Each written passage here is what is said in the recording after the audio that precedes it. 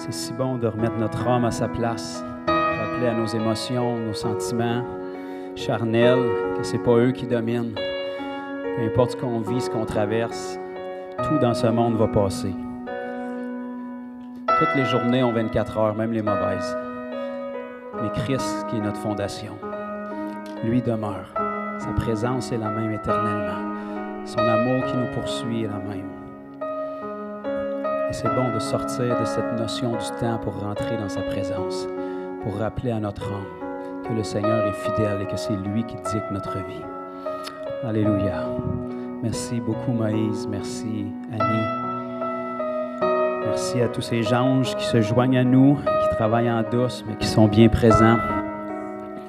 Merci à chacun de vous d'avoir joint vos cœurs à la louange, à l'adoration.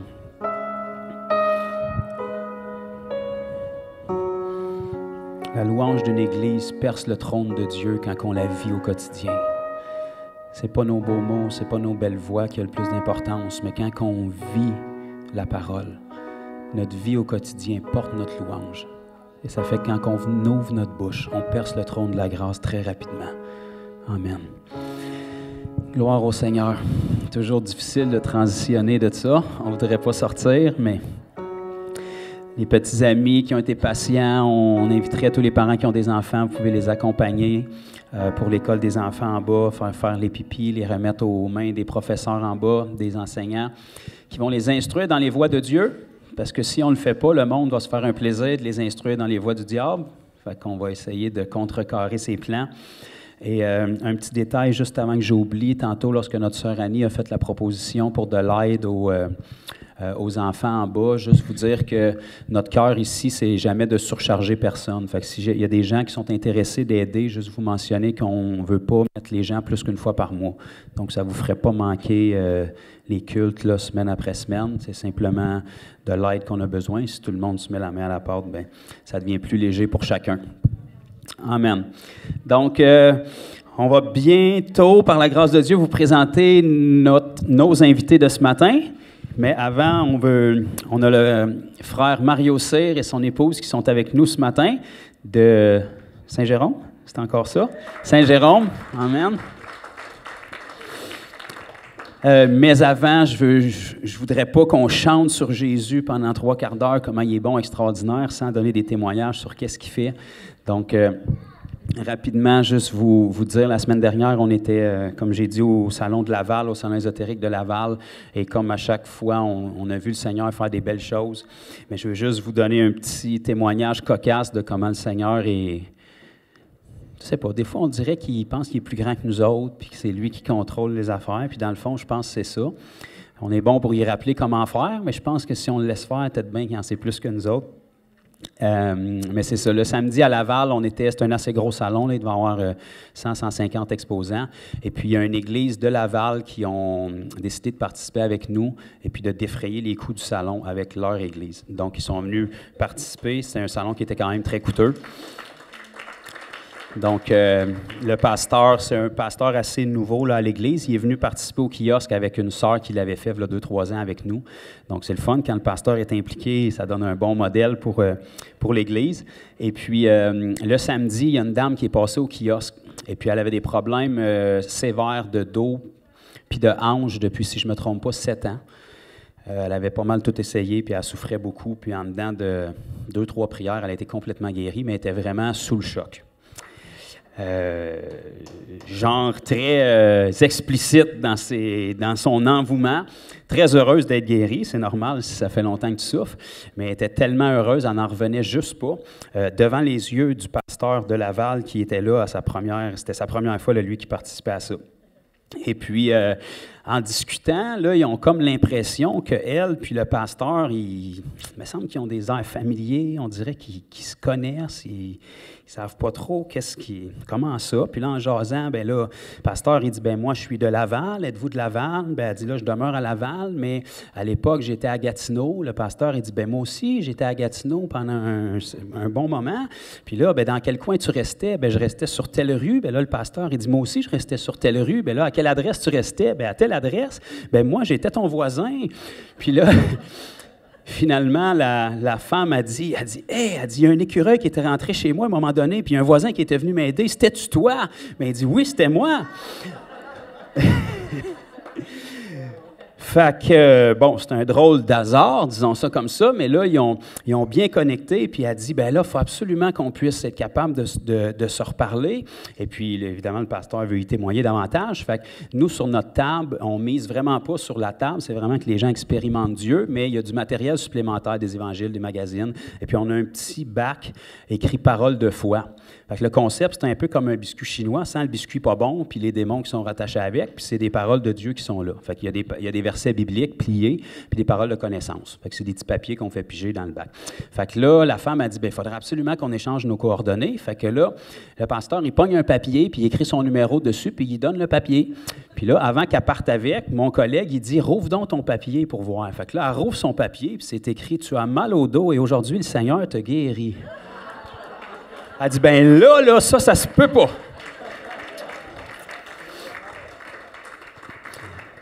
Amen. Fait que je trouvais ça quand même cocasse. Le Seigneur a de la suite dans les idées. Et puis, vous savez, c'est un plat avec des papiers, des versets bibliques puis des paroles. Mais le Seigneur peut faire n'importe quoi avec ça si on y rattache de la foi.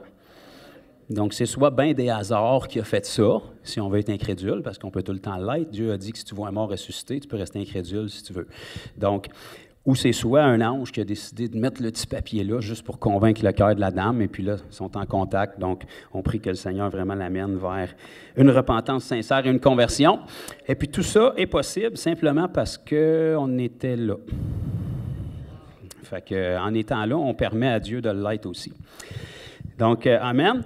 Je veux prendre un autre témoignage de notre sœur Annie, qui est ici, qui va venir nous partager ça, et puis elle va faire comme si elle n'est pas stressée. Fait que... Donc, Annie, elle a eu plusieurs beaux témoignages, je pense au travail principalement, mais là, elle va nous en raconter juste un ce matin, juste pour que vous voyez que le Seigneur veut agir à travers chacun d'entre nous. Hein? Donc, tous ceux qui se disent « pas moi », c'est à vous qu'on parle ce matin, c'est vous que le Seigneur veut utiliser. Merci. Tout ça se déroule au travail, finalement. Il y a une de mes collègues de travail, ça fait une couple d'années qu'elle veut être enceinte. Il s'essaye, puis ça ne fonctionne pas. Fait que là, ça vient à ses oreilles comme de quoi que je guéris. T'sais. Fait que finalement, c'est pas moi qui guéris, on sait bien. Sa chum de fille, la veille, a été guérie d'un mal de dos. Ça faisait 6 ans qu'elle avait mal au dos. Fait que sa chum de fille, ça donnait un bon témoignage pour elle, justement, que le Seigneur puisse agir à travers mes mains pour qu'elle puisse avoir un bon résultat. Fait que finalement... Oups, excusez. Fait que finalement, ça fait longtemps qu'il essayait d'avoir des enfants. Fait que... elle me dit... Elle se convainc, elle me dit « OK, Annie, peux-tu prier pour moi? » D'un coup que ça marcherait, t'sais. C'est pas de problème. Fait que j'ai dit « On va aller là-bas, on va les prier. » Puis... Fait que je mets ma main sur l'épaule, je prie, puis je prends autorité, comme de quoi qu'elle devienne fertile. Puis, tu sais, je suis dans mes débuts, moi, là, je sais pas qu'est-ce que c'est dire, tu sais.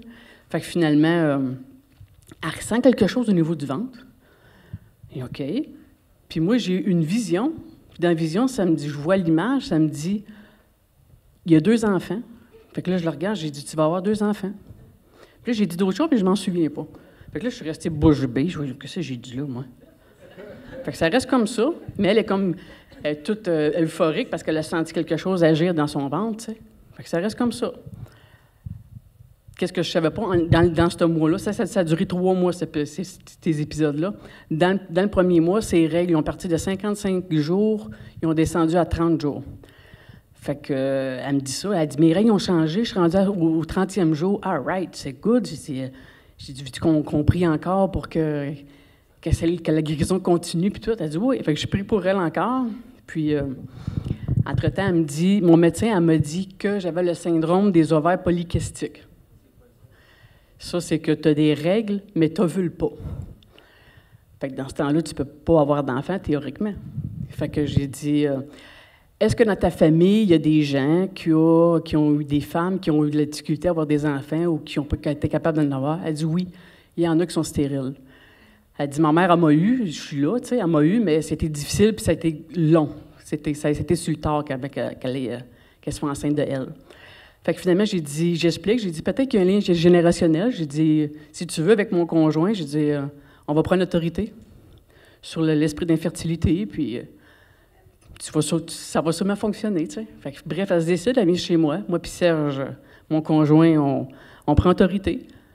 Aussitôt qu'on prend autorité sur l'esprit d'infertilité, elle sent une manifestation dans son ventre à tous. Moi, je regarde Serge. J'ai resté surpris, tu sais. Fait que là, l'Esprit Saint me dit « Prends autorité sur l'esprit de la mort ». Je prends autorité sur l'esprit de la mort également. Elle se sent bizarre, mais il n'y a rien. Fait que là, elle décide « OK, on se quitte finalement ». Même pas 5 minutes après, elle appelle.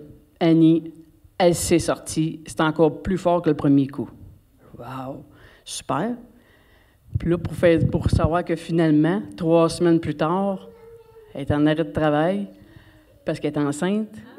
Puis en date d'aujourd'hui, elle est enceinte de jumeaux. Merci, Seigneur. Alléluia. Le Seigneur donne là-dedans la multiplication. Hein? C'était pas mal son plan depuis le départ. Amen. Gloire à Dieu. Merci, ma sœur Annie. Donc, le Seigneur peut faire ça à travers un employé d'usine. Pouvez-vous croire ça? Amen. Je voudrais rapidement inviter papa. Ça, c'est le mien, là, c'est pas le vôtre, là, mais c'est mon père. Il va vous donner un petit témoignage rapide aussi. Il y en a pas mal à vous conter, mais il va vous en donner un petit qui, je pense, qu'il va être pas mal bon. Merci, Joe. Bonjour. Je vais vous raconter un petit témoignage. Il y a environ 45 ans, j'étais de passage dans la ville de Montréal.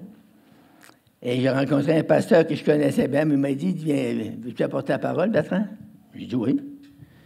Fait que j'ai jamais refusé d'apporter la parole. Des fois, il y a des gens qui ne sont pas prêts. Mais moi, depuis 70 ans que je suis sauvé, puis j'ai toujours été prêt. Puis je suis encore prêt maintenant. Mais c'est pas moi qui vais apporter la parole. Il est rentré un homme que je n'avais jamais vu, puis il s'est assis en arrière. Puis là, j'ai commencé à prêcher. Puis d'un coup, le Seigneur me dit, arrête, puis il dit à ce gars-là qu'il souffre de migraine. Fait que je pointe Mario, qui était rentré. J'ai dit, Seigneur me montre que tu souffres de migraine. Puis j'ai dit, au nom de Jésus, je commande la délivrance maintenant, sois délivré. Puis il a été délivré comme ça. Ça fait 45 ans de ça. Puis Mario est là. Ça fait que ce matin, c'est un privilège pour moi. C'est un grand plaisir de vous présenter un grand homme de Dieu. Mario est devenu le secrétaire des Assemblées de Dieu pour tout le Québec. Puis il a fait ça pendant des années. Puis on est resté en contact. On le voyait assez souvent. Puis une secours, je faisais des croisades un peu partout dans le Québec. Mario venait là, dans mes réunions. Puis on avait des très, très bonnes réunions.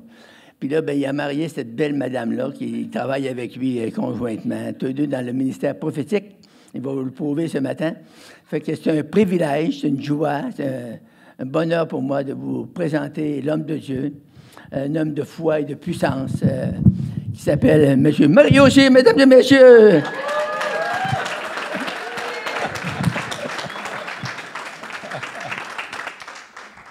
Gloire à Dieu. Amen. Gloire à Dieu. Que d'éloges, que d'éloges. C'est elle. Ah, OK. Ben oui. Okay. Voilà. On a des micros, c'est dans les plans. Ben oui. Gloire à Dieu. Merci, Seigneur. Merci pour cette belle intro, Bertrand. Pour moi, Bertrand, vous réalisez-vous que vous avez un pionnier de l'Évangile ici? Wow! J'ai été sauvé il y a 45 ans sur son ministère. Puis aujourd'hui, je suis un serviteur de Dieu. Si je n'aurais pas connu Bertrand, Dieu ne l'aurait pas utilisé pour me délivrer des migraines, je ne serais pas ici. Gloire à Dieu. Et je remercie le Seigneur parce que je me rappelle en 2007, Dieu m'avait montré de faire une conférence d'1 semaine et d'honorer les pionniers au Québec. Et il y avait 3 pionniers, dont Bertrand faisait partie des pionniers. Il y avait à ma conférence 150 ans de ministère dans ces 3 hommes-là. Mais Dieu m'avait montré, j'étais en prière, puis Dieu m'avait montré, puis mon cœur est venu bouleversé. Il dit « Honore mes serviteurs, car ils n'ont pas été honorés au Québec. » Et j'ai fait une semaine, il s'en rappelle, je suis persuadé, mais ça a été vraiment une semaine merveilleuse. J'ai eu de l'opposition, nommez-les, je les ai toutes eues. Même que des pasteurs m'appelaient qui disaient que ce n'était pas de Dieu ce que je faisais. C'était une conférence pour passer le flambeau à des jeunes.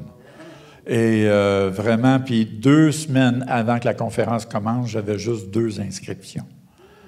Là, l'ennemi a essayé de me jouer des tours dans mes pensées. J'ai dit non. Dieu m'a montré de faire ça et je le fais. Dieu est peut-être à la dernière minute, mais jamais en retard. Et 1 semaine avant, on était rendu 42 inscriptions. Et la journée même de la conférence qui a commencé, on était rendu à 100. Puis il s'en est rajouté dans la semaine. On a été probablement jusqu'à 150. Ça a été une conférence, on sentait la présence de Dieu. Les gens rentraient dans le stationnement et disaient que la puissance de Dieu tombait sur eux. Ça a été puissant, ça a été merveilleux. Et pour moi, ça a été un grand honneur d'honorer ces hommes-là. Parce qu'à quelque part, beaucoup de chrétiens dans la province de Québec découlent de leur ministère. Donc, imaginez-vous, c'est quelque chose. Honorer de tels hommes. Amen. OK, on va aller... Je vais laisser parler mon épouse avant. Elle aura une petite exhortation à vous partager. Et après cela, je vous amènerai le message que Dieu m'a donné. Amen. Bien, avant de commencer, cette semaine, le Seigneur me montrait ce verset.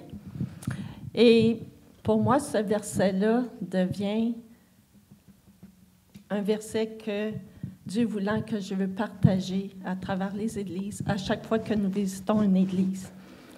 C'est en fait le verset, c'est dans 1 Corinthiens 15, le verset 29 qui dit, Paul il dit, « J'irai chez vous, j'irai à Granby, nous irons à Granby, et je viendrai avec toute la bénédiction du Christ. » Alors nous venons ici ce matin à Granby avec toute la bénédiction de Christ qui nous donne pour vous. Et avant que je commence à partager qu'est-ce que le Seigneur a mis sur mon cœur pour vous, le Seigneur me mettait sur mon cœur un chant qui va jouer. Mario, il partageait tantôt, quand il a fait la rencontre pour les pasteurs est honoré, il s'est passé des choses merveilleuses à cette conférence-là. Je n'étais pas là, mais il m'en a parlé beaucoup. Et nous voulons tous vivre des choses, goûter à la présence de Dieu. Alors ce matin, écoutons ce chant. Ceux qui sont vieux dans le Seigneur, ils le connaissent. Mais écoutons ce chant. Et laissons Dieu, laissons l'Esprit venir faire son œuvre dans nos cœurs avant que le message soit apporté.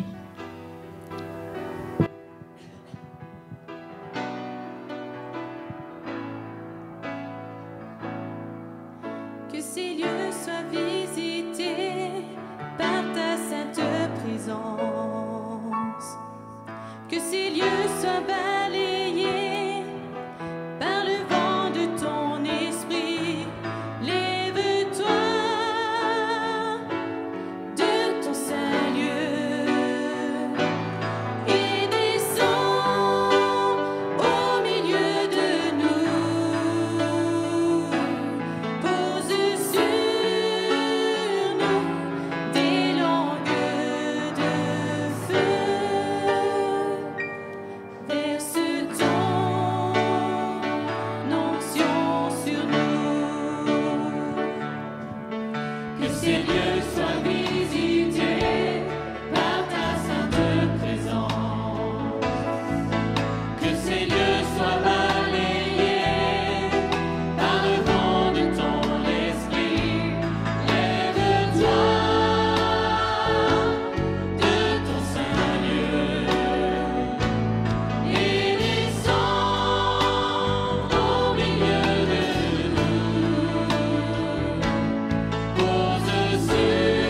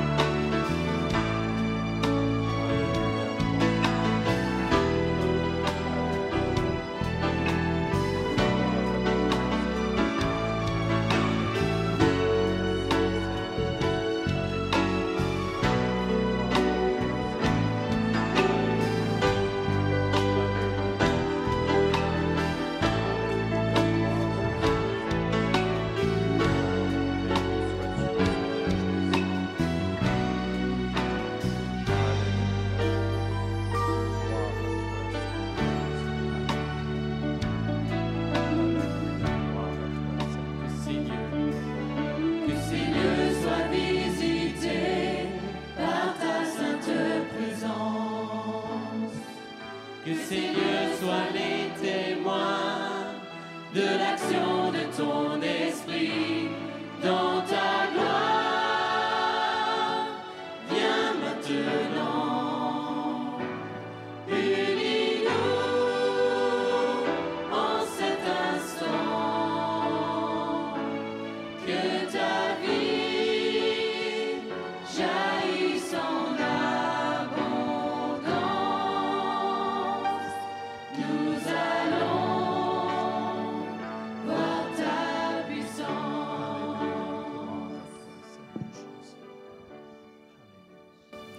Amen. Amen. Que ce lieu soit visité ce matin.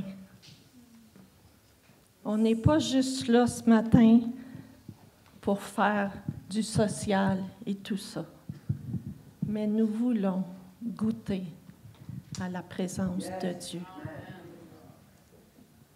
Nous voulons voir sa puissance et être unis ce matin, en cet instant. Alors ce matin, ce que le Seigneur me mettait sur mon cœur, c'est de parler de son amour. Et ce n'est pas ce qu'il y avait sur mon cœur. Mais le Seigneur me parle de mon amour. S'il veut que je vous parle de l'amour, c'est que vous avez besoin de goûter à cet amour-là de notre Dieu ce matin. On a tous besoin de goûter à l'amour de notre Seigneur. Moi, je veux, et je veux encore plus. Alors, ce matin, laissez-moi vous parler de Jésus. Quand Jésus est venu et vivre avec cette espérance, nous avons une espérance et de vivre avec cette espérance-là. Jésus était sur cette terre et il était quoi? Porteur d'espérance. Il n'était pas là en train de vous condamner, mais il était porteur d'espérance. Tous ceux qui venaient à lui et qui pouvaient être découragés, malades, dans l'âme, physique, peu importe, il reflétait quoi? Une espérance. Et est-ce que c'est ça que tu vis, toi, avec ton Dieu? Est-ce que tu vis une espérance? Est-ce que tu as cette espérance-là ce matin? Dans la Bible, le sommaire, dans Jean 1,4, ça dit « En lui, résidait la vie. Et cette vie était la lumière des hommes. » Notre Dieu, quand il était ici, il représentait la vie et non la mort, mais la vie. Et cette vie-là résidait, bien important, cette vie-là résidait en lui. Et Jean ne décrit pas Jésus comme le grand enseignant, pas comme le grand faiseur de miracles, mais il dit il y avait quelque chose en lui qui le rendait différent. Pourquoi? Parce qu'en lui était la vie. Pas à cause de ce qu'il a pu faire, mais parce qu'en lui résidait la vie. Alors, pourquoi Jésus est venu? Dans Jean 10, ça dit, « Je suis venu afin que quoi? Que vous ayez quoi? La vie. Que vous ayez la vie. » C'est quelque chose. Qu'est-ce qu'il y a de plus grand que la vie? S'il n'y a pas de vie, c'est mort. Mais il est venu pour que nous ayons quoi? La vie. Pas n'importe quelle vie. Sa vie. Réalisez-vous? Sa vie. En Jésus était la vie, et c'est la vie de Dieu qui le rendait différent. Ce que Jésus dit, ce que vous avez vu en moi, ce que vous avez vu de moi, je suis venu, pourquoi? Reproduire cela en vous. Moi, ça m'épate. C'est « wow! Tu veux reproduire cela en moi? »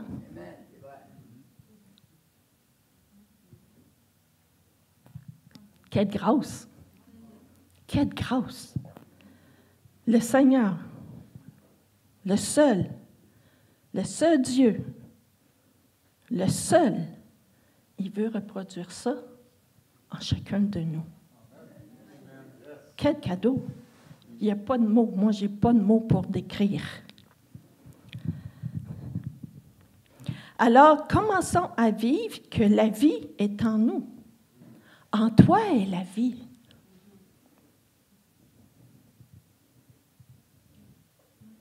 En toi est la vie.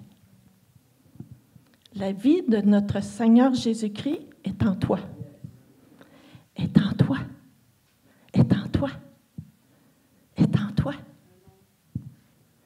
On a cette vie-là en nous. Wow! Wow!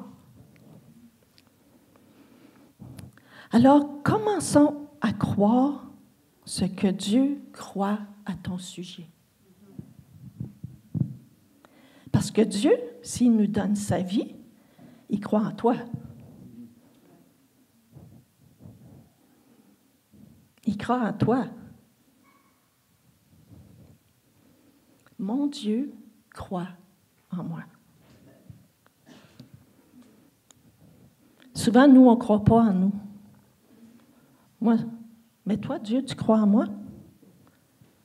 Comment tu fais pour croire en moi? C'est pas à cause de moi. À cause de son amour qui est en nous et qui habite en nous. Quand on considère la vie de Jésus, quand Jésus est baptisé et que le Père vient, il lui dit, « Celui-ci est mon Fils bien-aimé, en qui j'ai mis quoi? Toute mon affection. » Toute mon affection. Et quand il lui dit ça, il n'avait pas commencé de guérison, il n'avait pas commencé de ministère, il n'a pas été même à la croix encore. Et le Père lui dit, c'est pas à cause de ce que tu as fait, ou ce que tu fais, ou ce que tu feras, mais parce que tu es à moi et que tu m'appartiens. Tu es mon Fils et j'ai plaisir en toi.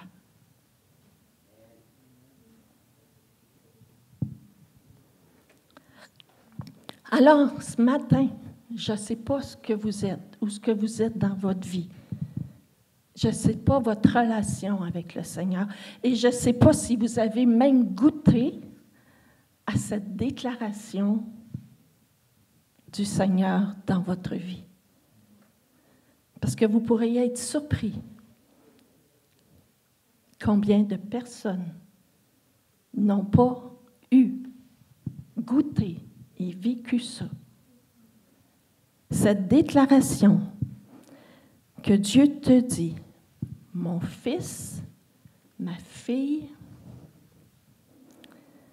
j'ai plaisir en toi. Chacun de nous ici, il vient te dire ce matin, j'ai plaisir en toi. Pas à cause de ce que tu fais, pas à cause de qui tu es, mais parce que tu es à moi et que tu es mon enfant et que je t'aime. Uniquement à cause de cela. Deux fois, on veut faire des choses en pensant que je suis quelqu'un, le Seigneur va m'aimer, je fais ci, je fais ça, ta.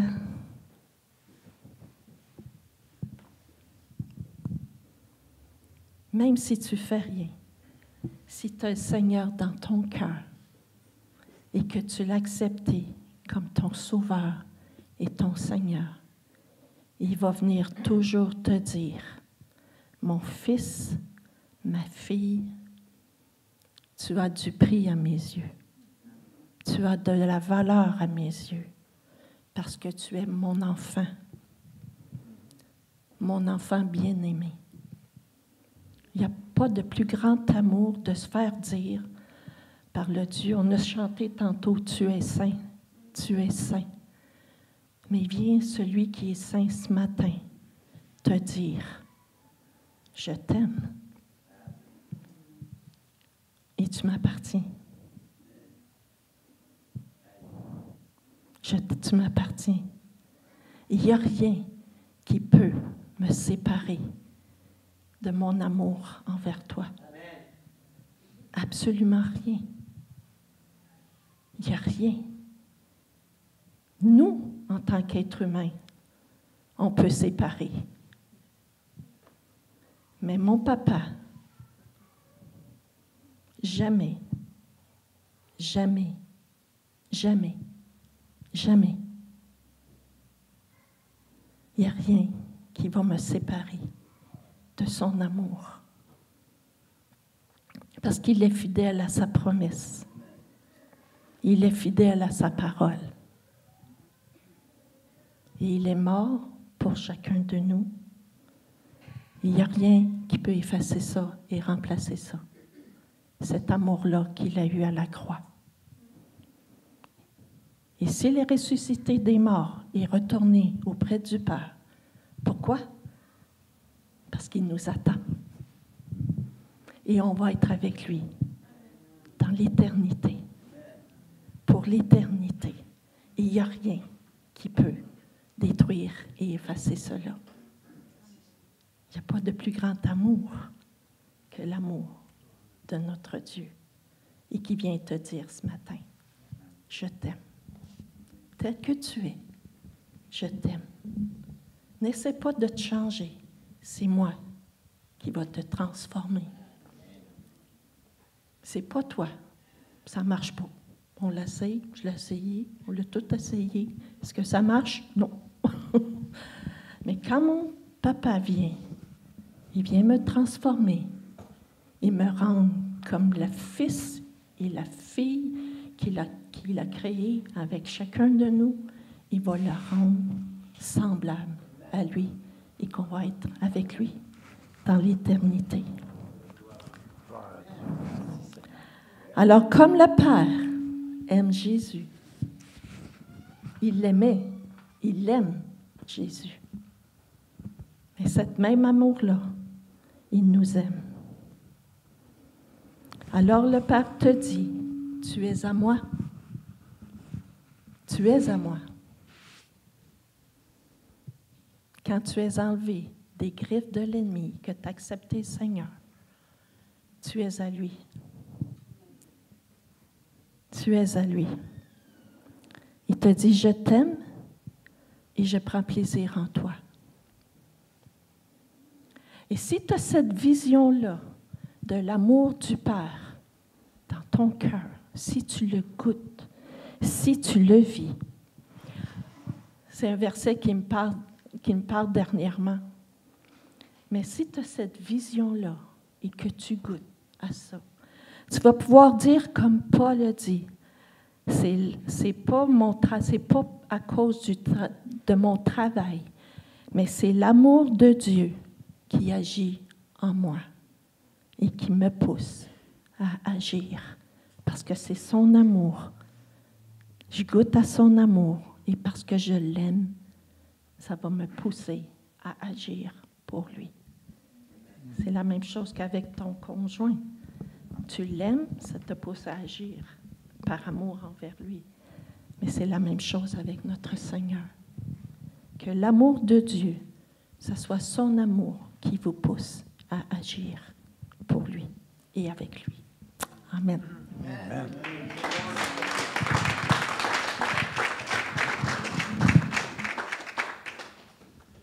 Gloire à Dieu. Amen. Il y a toutes sortes de pensées dans mon esprit. ce que mon épouse a partagé. On a à se poser la question ce matin.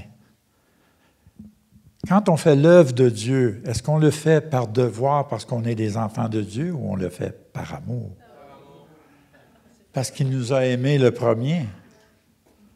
À plus forte raison, nous avons toutes les raisons de le servir avec amour.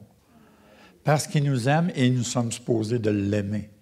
Juste le fait qu'il nous a sauvés, qu'il nous a fait passer des ténèbres à la lumière, juste cela, le Dieu Tout-Puissant, le Créateur, qui s'est révélé à nous un jour pour nous emmener dans son admirable lumière.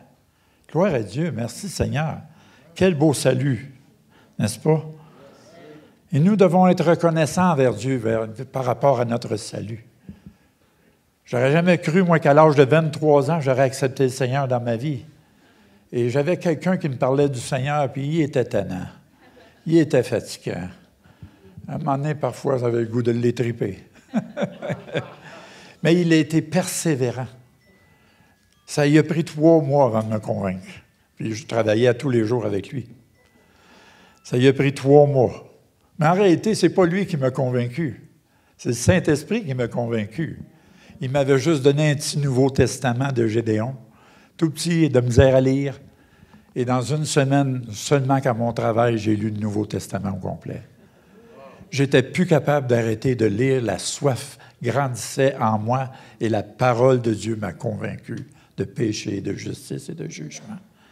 Et c'est ce qui m'a sauvé, sa parole. Amen. Jésus est la parole. Gloire à Dieu. Amen. J'ai eu quelques petits combats, et ça, c'est normal. On sait que l'ennemi, parfois, il ne veut pas qu'on partage des choses. Mais Dieu veut vous parler ce matin. C'est un peu comme des avertissements qu'il veut vous donner. J'aime emmener des beaux messages d'amour. J'aimerais ça vous flatter. Mais, il y a un mais. Dieu veut vous parler aussi, parce qu'il vous aime.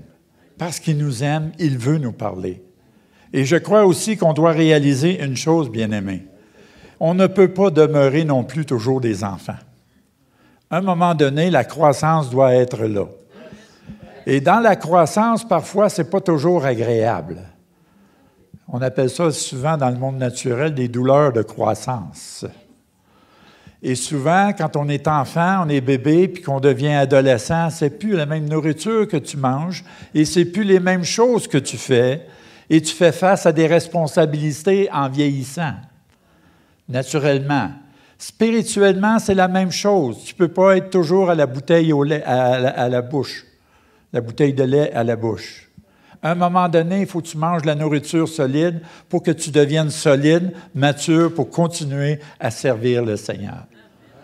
De là, le Seigneur nous enseigne partout dans sa parole de l'importance à devenir des hommes accomplis ou des femmes accomplies. Le mot « accompli », si tu vas dans le grec, ces choses-là, tu peux voir que ça veut dire que tu sois mature.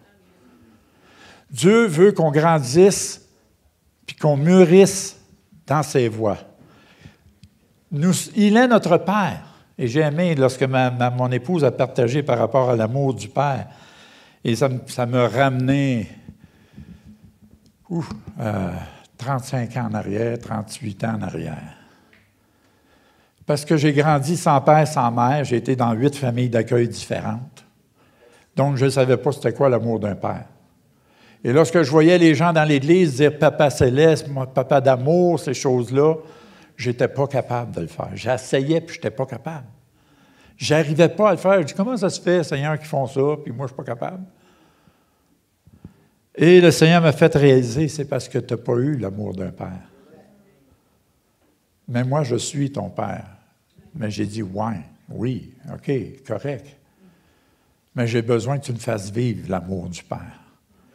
Et un jour, j'étais en prière dans le salon, à la maison, et je priais. J'ai dit, et je criais, mon cœur, il criait, Seigneur, montre-moi l'amour d'un Père, je ne sais pas c'est quoi.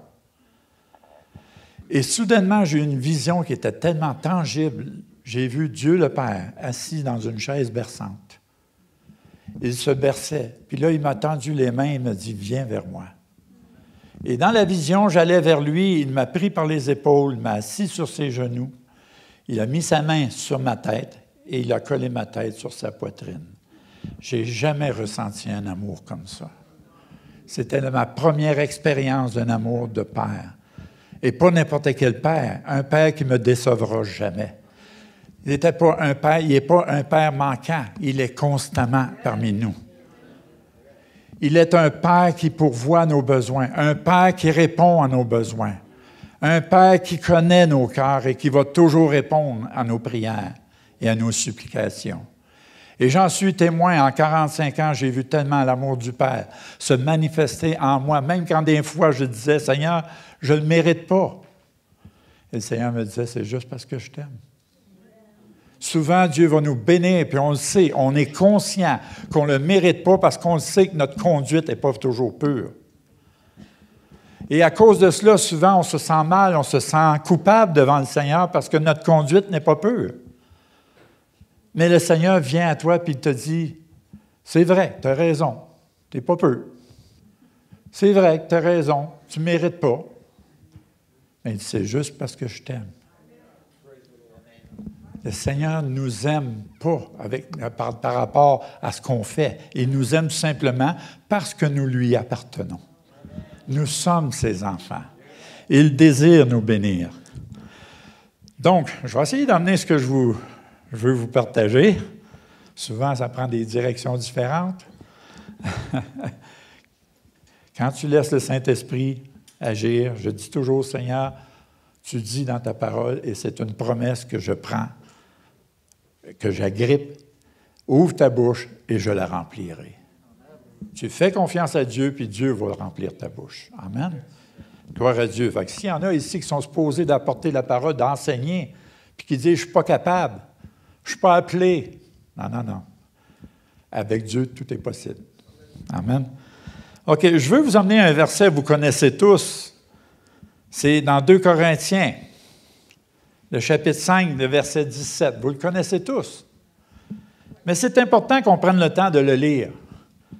Si quelqu'un est en Christ, en Jésus-Christ, il est une nouvelle création ou une nouvelle créature.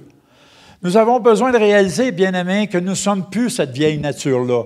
Nous sommes une nouvelle créature. Et comme il l'a dit si bien tout de suite après, les choses anciennes sont passées. Les choses anciennes sont passées. Ça veut dire, Mario ici, il n'est plus le Mario d'avant. Il est le nouveau Mario, parce que je suis une nouvelle créature en Jésus-Christ. Donc, mes pensées, ma façon d'agir, mais mon attitude, mon comportement devraient être transformés. N'est-ce pas? Et si vous êtes des chrétiens qui viennent toujours à l'Église, puis vous n'êtes pas encore transformés, posez-vous une question.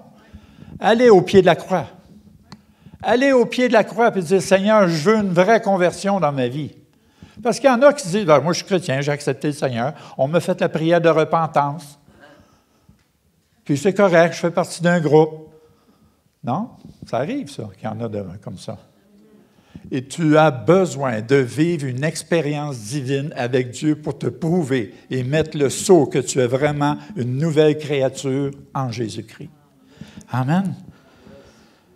J'ai tellement entendu, vous savez, moi, vous donner un exemple. Dans ma propre église, un jour, un dimanche matin, le pasteur demande à l'église, on était un petit groupe, on n'était pas gros, on était une vingtaine à l'époque, et le pasteur demande, « Êtes-vous sauvés? » Tout le monde a levé les mains, « Oui, oui, gloire à Dieu, merci Seigneur. » Et le pasteur commençait à demander à chacun, « Comment as-tu été sauvé? » J'ai entendu des choses terribles. Je suis sauvé parce que mes parents sont sauvés. Je viens à l'Église parce que mes parents ont toujours été à l'Église. Il y en a qui disaient, je suis sauvé parce que je viens tous les dimanches à l'Église. Est-ce que vous me suivez ce que je veux dire? Où elle est ton expérience? Ton expérience de nouvelle vie. Où elle est? Donc, c'est pour ça qu'il dit, les choses anciennes sont passées. Donc, on a besoin de se questionner ce matin. Même si vous êtes, je vous dirais, je crois que vous êtes tous sauvés. Je crois que beaucoup d'entre vous, vous êtes tous des nouveaux convertis, ça ne fait pas longtemps que vous êtes sauvés, mais vous devez vous poser la question. Ce n'est pas parce que tu appartiens à une Église que tu es sauvé.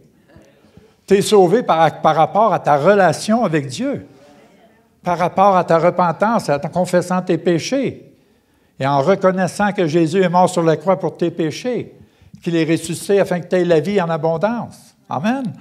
Après ça, il dit, les choses anciennes sont passées. Il dit, voici, toutes choses sont devenues nouvelles. Ça veut dire, c'est supposé d'être des choses nouvelles dans vos vies.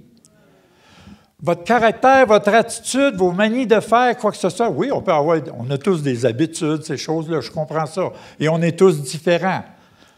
Parce qu'on est des créatures de Dieu. On est tous différents parce que, oui, tu sais, on va dire, oui, le Seigneur t'a créé avec ça, il t'a donné ces dons-là. Bien, combien de fois vous avez entendu ça? Bien, moi, je suis fait comme ça. On l'entend trop souvent, hein, parfois. Je suis fait comme ça, moi, vous êtes obligé de m'endurer avec mon caractère. Mon caractère. Un enfant de Dieu est supposé avoir le caractère de Christ. Amen. Est-ce que vous me suivez, bien-aimés? Je n'étais pas supposé de parler si long sur ce verset-là, mais quand même. Je pense que c'est bon parfois juste de ramener des choses qui sont simples, qui devraient être comprises par tous. Amen. Et de là qu'on parle, justement, vous ne pouvez pas rester juste des bébés ou des enfants. Vous devez apprendre que vous allez avoir à grandir.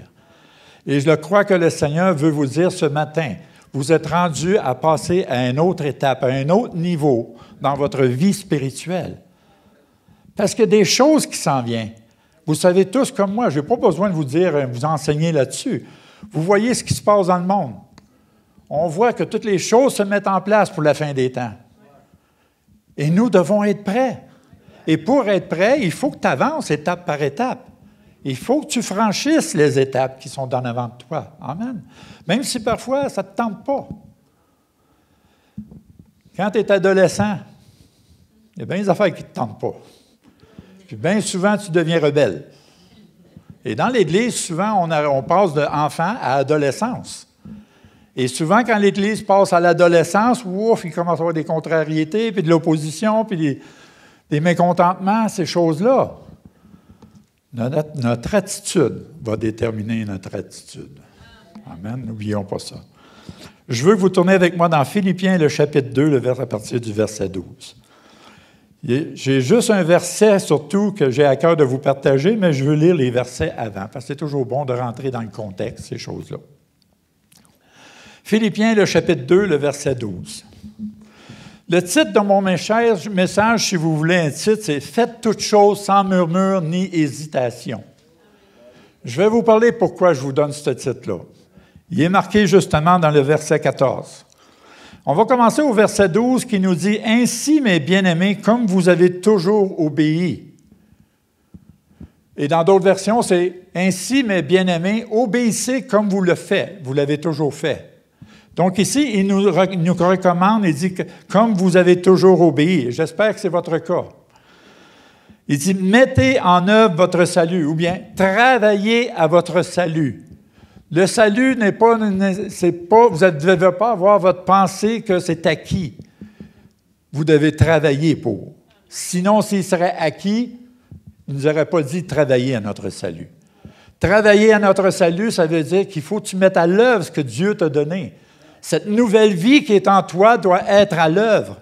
Et quand on parle à l'œuvre, ça touche tous les domaines de ta vie. Ton comportement vis-à-vis de tes frères et sœurs, ton attitude, ces choses-là. Oui, l'évangélisation, mais il y a d'autres choses aussi.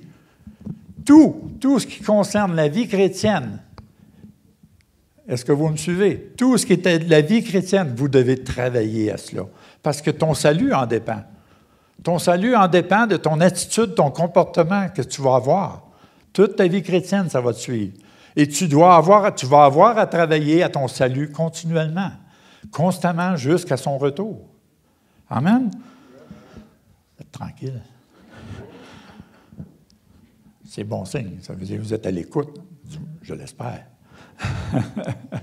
Fait qu'il dit, mettez à l'œuvre votre salut ou travaillez à votre salut. Je vais juste vous emmener quand même quelques petites références. Si on regarde dans Jean 6, le verset 27, il dit « Travaillez non pour la nourriture qui périt, mais pour celle qui subsiste pour la vie éternelle et que le Fils de l'homme vous donnera, car c'est lui que le Père, que Dieu lui-même a marqué de son sceau. » Donc ici, il nous dit « Travaillez non pour la nourriture qui périt ». Ça veut dire ton focus doit être ton travail pour ton salut. Ça n'empêche pas qu'il faut que tu travailles. Ça ne veut pas dire qu'il faut que tu lâches ton travail.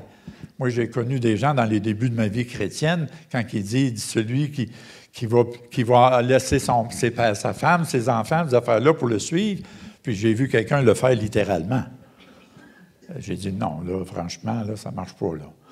Mais ici, il nous dit « Travaillez non pour la nourriture qui périt, mais pour celle qui subsiste, la vie éternelle, notre salut. » Nous devons toujours travailler à notre salut, bien-aimés. Ça, on n'en parlera jamais assez. Ne jamais prendre pour acquis, même si vous êtes l'Église fondation ici, puis ça va bien, puis Dieu se glorifie à travers vous autres, ne prenez jamais rien pour acquis. Car vous savez qu'est-ce qu'un jour, vous ne savez pas ce qu'un jour peut enfanter. Quand il dit « travailler à votre salut » aussi, c'est écrit aussi comme quoi qu'il ne faut pas oublier, car les jours vont être mauvais aussi, à d'autres endroits. Et on sait que les jours vont être mauvais. À plus forte raison qu'il faut continuer à travailler à notre salut. Et même l'apôtre Paul, il dit à un autre endroit, de ne pas négliger un si grand salut. De ne pas négliger un si grand salut. Wow! Puis arrêtez de vous laisser condamner par l'ennemi parce que tu n'as pas réussi à faire telle affaire pour le Seigneur. Trop de chrétiens aujourd'hui se sentent condamnés, vivent dans la culpabilité. Pourquoi? Parce qu'ils n'ont pas pu faire ce qu'ils étaient supposés de faire. L'œuvre de Dieu, c'est de croire à son Fils. C'est ce que ça nous dit. La volonté de notre Père, c'est de croire en son Fils. Gloire à Dieu. OK, on continue. Dans 2 Pierre, chapitre 1, verset 10, il dit « C'est pourquoi, frères, appliquez-vous d'autant plus à affermir votre vocation et votre élection. » Hein? Notre salut, c'est une élection. Hein? Votre vocation et votre élection, car en faisant cela, quoi ça dit? Vous ne broncherez jamais.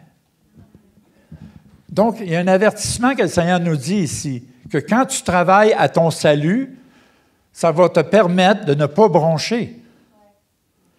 Mais si on va littéralement, bien-aimé, tu négliges ton salut. Tu as un pied dans le monde, un pied dans le Seigneur. Qu'est-ce qui va arriver? Il y a des grosses chances que tu bronches. Dieu nous avertit ici, tu ne veux pas broncher dans ta vie chrétienne? Bien, travaille à ton salut. Applique-toi à la parole. Mets la parole de Dieu en pratique dans ta vie. Ne fais pas juste te borner à la lire, mais écoute-la et l'applique-la dans ta vie de tous les jours. Gloire à Dieu. Amen. Première épître de Pierre, chapitre 1, verset 17. « Et si vous invoquez comme Père celui qui juge selon l'œuvre de chacun, sans favoritisme, conduisez-vous avec crainte pendant le temps de votre séjour sur terre. » Se conduire par crainte. Crainte, ça ne veut pas dire de la peur, là. Crainte, la vraie définition à moi, quand on parle de la crainte de Dieu, c'est peur de lui déplaire. C'est peur de lui déplaire. Et vous devez savoir et réaliser, bien-aimés, que le Seigneur connaît tes moindres pensées, tes moindres projets. Il connaît tout de toi. Tu peux cacher à tes frères et tes sœurs, tu peux cacher à ton pasteur, mais Dieu voit dans le secret. Il sait tout de toi. Tu ne peux pas te cacher devant lui. À plus forte raison, nous devons marcher dans la crainte de Dieu. Amen. Juste ça, déjà, ça devrait nous aider énormément. Gloire à Dieu. OK, on retourne dans Philippiens 2. On va aller voir le verset 13. « Car c'est Dieu qui produit en vous le vouloir et le faire selon son bon plaisir. » C'est intéressant, ça. C'est lui qui met le vouloir et le faire en vous. Il y en a qui disent « Je ne suis pas capable, je n'arriverai jamais. » Écoutez, moi, vous dire une chose. J'ai des combats constants. Ça fait 45 ans que j'ai accepté le Seigneur. Puis j'ai constamment des combats à prendre du temps dans la prière, du temps dans la lecture de la parole. Pourquoi? Je suis un homme qui a de la misère à se concentrer. Ma femme m'a fait réaliser, elle dit, tu as le TDA. Dans mon temps, on ne savait pas c'était quoi le TDA. J'ai un manque de concentration et j'ai prié là-dessus, je prie constamment là-dessus, je me fais moi-même de la délivrance là-dessus. Puis là, j'ai dit, Seigneur, comment ça se fait que ça ne marche pas? Pourtant, je crois en toi, puis tu peux me délivrer, tu peux en un instant, tu peux le faire. Puis à chaque fois, je suis obligé de faire du combat. Mais quand même, je persévère et je n'abandonne pas. Et je fais ce que j'ai à faire. Amen. Dieu, parfois, peut délivrer instantanément et parfois, il éprouve ta foi pour voir jusqu'où tu vas aller. Amen. C'est important, ça, de savoir ça. Mais la parole de Dieu me dit, mais celui qui persévérera jusqu'à la fin sera sauvé, qui veut dire rencontré, guéri, délivré. Amen. Gloire à Dieu. Ça brûle en dedans de moi. Ça brûle, ça brûle. C'est comme Jérémie. Il avait beau se plaindre qu'il y avait des problèmes, du trouble. Mais il dit, il y a un feu à l'intérieur de moi qui brûle, qui me consume. Il dit, je ne suis pas capable. Il faut qu'il en parle, il faut qu'il parle. La parole de Dieu, c'est ça. C'est ça, la fontaine d'eau vive en toi, la parole de Dieu. Elle veut sortir, elle. Gloire à Dieu. OK, merci Seigneur. On va aller tout de suite au verset 14. On dirait que je saute des étapes. J'avais marqué même ici, Jean 15, 5, quand il dit « Croyez en moi, car sans moi, vous ne pouvez rien faire. » On ne peut rien sans le Seigneur. On arrive au verset 14. « Faites toutes choses sans murmure et ni hésitation. »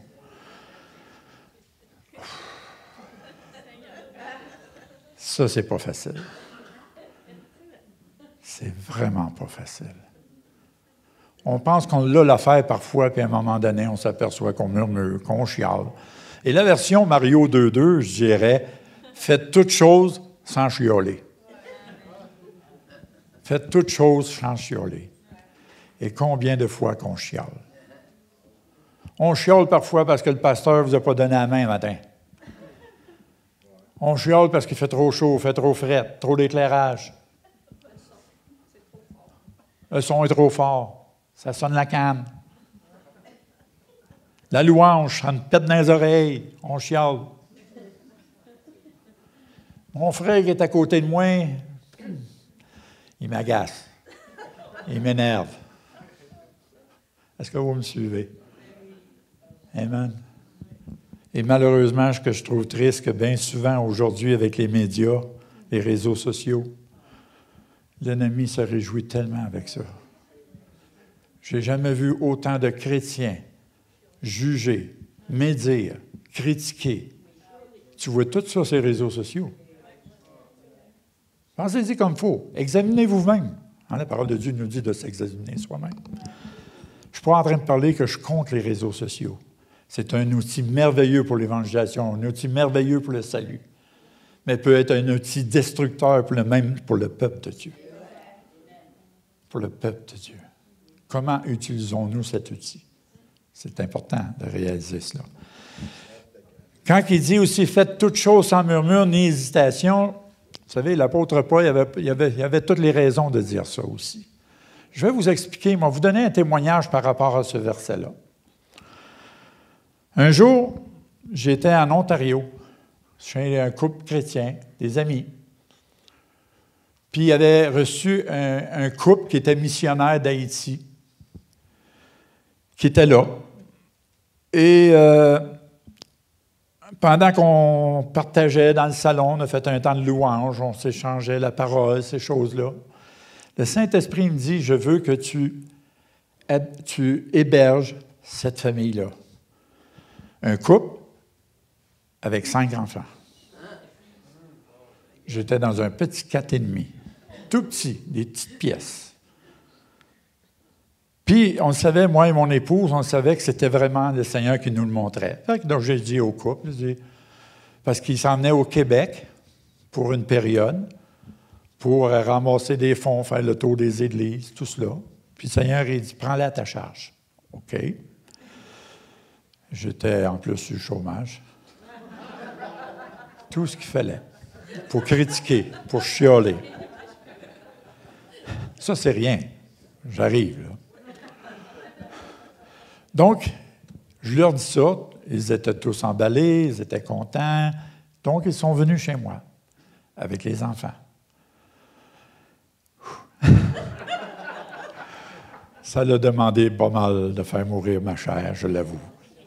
Mais le Saint-Esprit, avant que nous les recevions, le Saint-Esprit m'avait donné ce verset. « Faites toutes choses sans murmure ni hésitation. » Le Saint-Esprit me le rappelait continuellement, à tous les jours, ça ne partait pas de mon esprit. Et j'avais dit à mon épouse à l'époque, j'ai dit, « Ouais, je pense qu'on est mieux d'obéir, puis de faire attention, de ne pas murmurer le temps qu'ils vont être ici. » Ils venaient pour 1 mois. Finalement, ils ont resté 3 mois. Pourquoi? La raison est simple, justifiable. C'est un couple, 7 personnes, missionnaires, qui ne roulent pas sur l'or. Ils devaient retourner en Haïti. Ils avaient besoin de négocier des billets d'avion, le meilleur prix possible. Ça les a pris 3 mois pour les trouver, ces billets-là. Mais pendant ce temps-là, quand toi, tu penses que c'est juste 1 mois puis il reste 3 mois, vous ne réalisez pas tout ce qu'on a vécu dans ces 3 mois-là. Mais le Saint-Esprit nous rappelait toujours ce verset-là. Regardez bien la suite. Tout ce qui était mes proches, même dans la famille de Dieu, l'Église, la famille naturelle, était contre nous constamment pour dire « c'est pas de Dieu ce que vous faites ». Et je ne les en veux pas, parce qu'ils ne comprenaient pas. Ils ne comprenaient pas que Dieu m'avait dit de les recevoir, puis que le Seigneur m'avait dit de rien faire, de faire toute chose sans murmure. Ça a été difficile de garder ce verset-là en application dans ma vie, ces 3 mois-là. Donc, non seulement cela, parmi les 5 enfants, il y en avait un qui était adopté, un Haïtien. Puis son oncle vivait à Montréal. Son oncle, un sorcier. Donc, vous pouvez comprendre que toutes les nuits, j'avais des visitations. Ils nous empêchaient de dormir. Ils venaient nous troubler, prenaient autorité au nom de Jésus, on chassait ces esprits-là. Donc, on vivait cela. On vivait le rejet de l'Église, le rejet de nos familles qui disaient « Non, ce n'est pas de Dieu ce que vous faites ». Pour vous dire, juste rapidement, il n'y avait personne qui était en accord avec nous. On se sentait seul, complètement seul. Et là, ta foi est éprouvée. Et là, le verset venait fort dans mon esprit.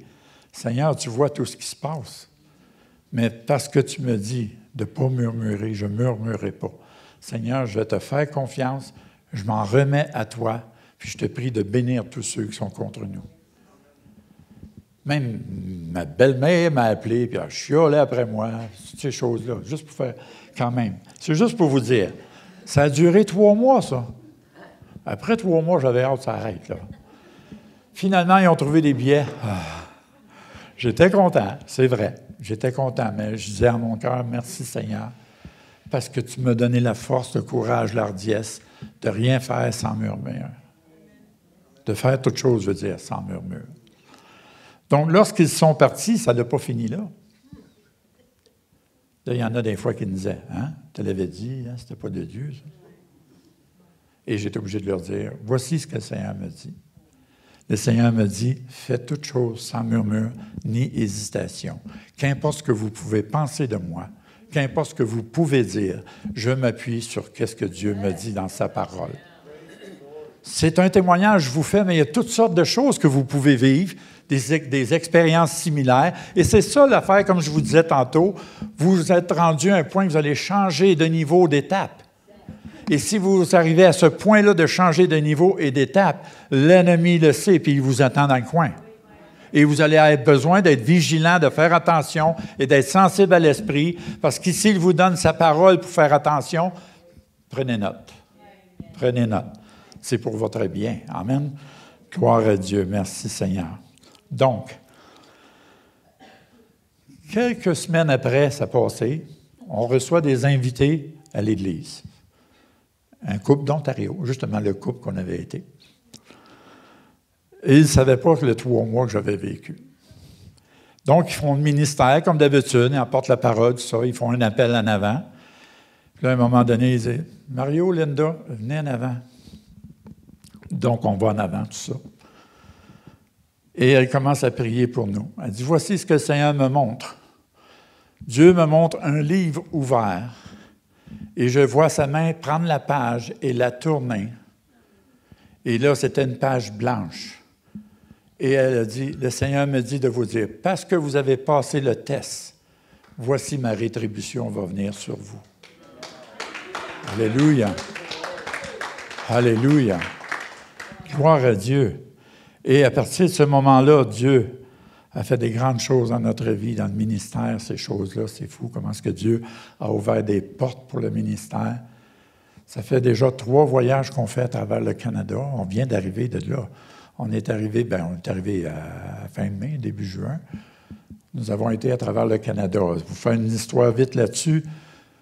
On priait tous les deux et on ne voulait pas aller à travers le Canada. On n'avait pas aucune invitation.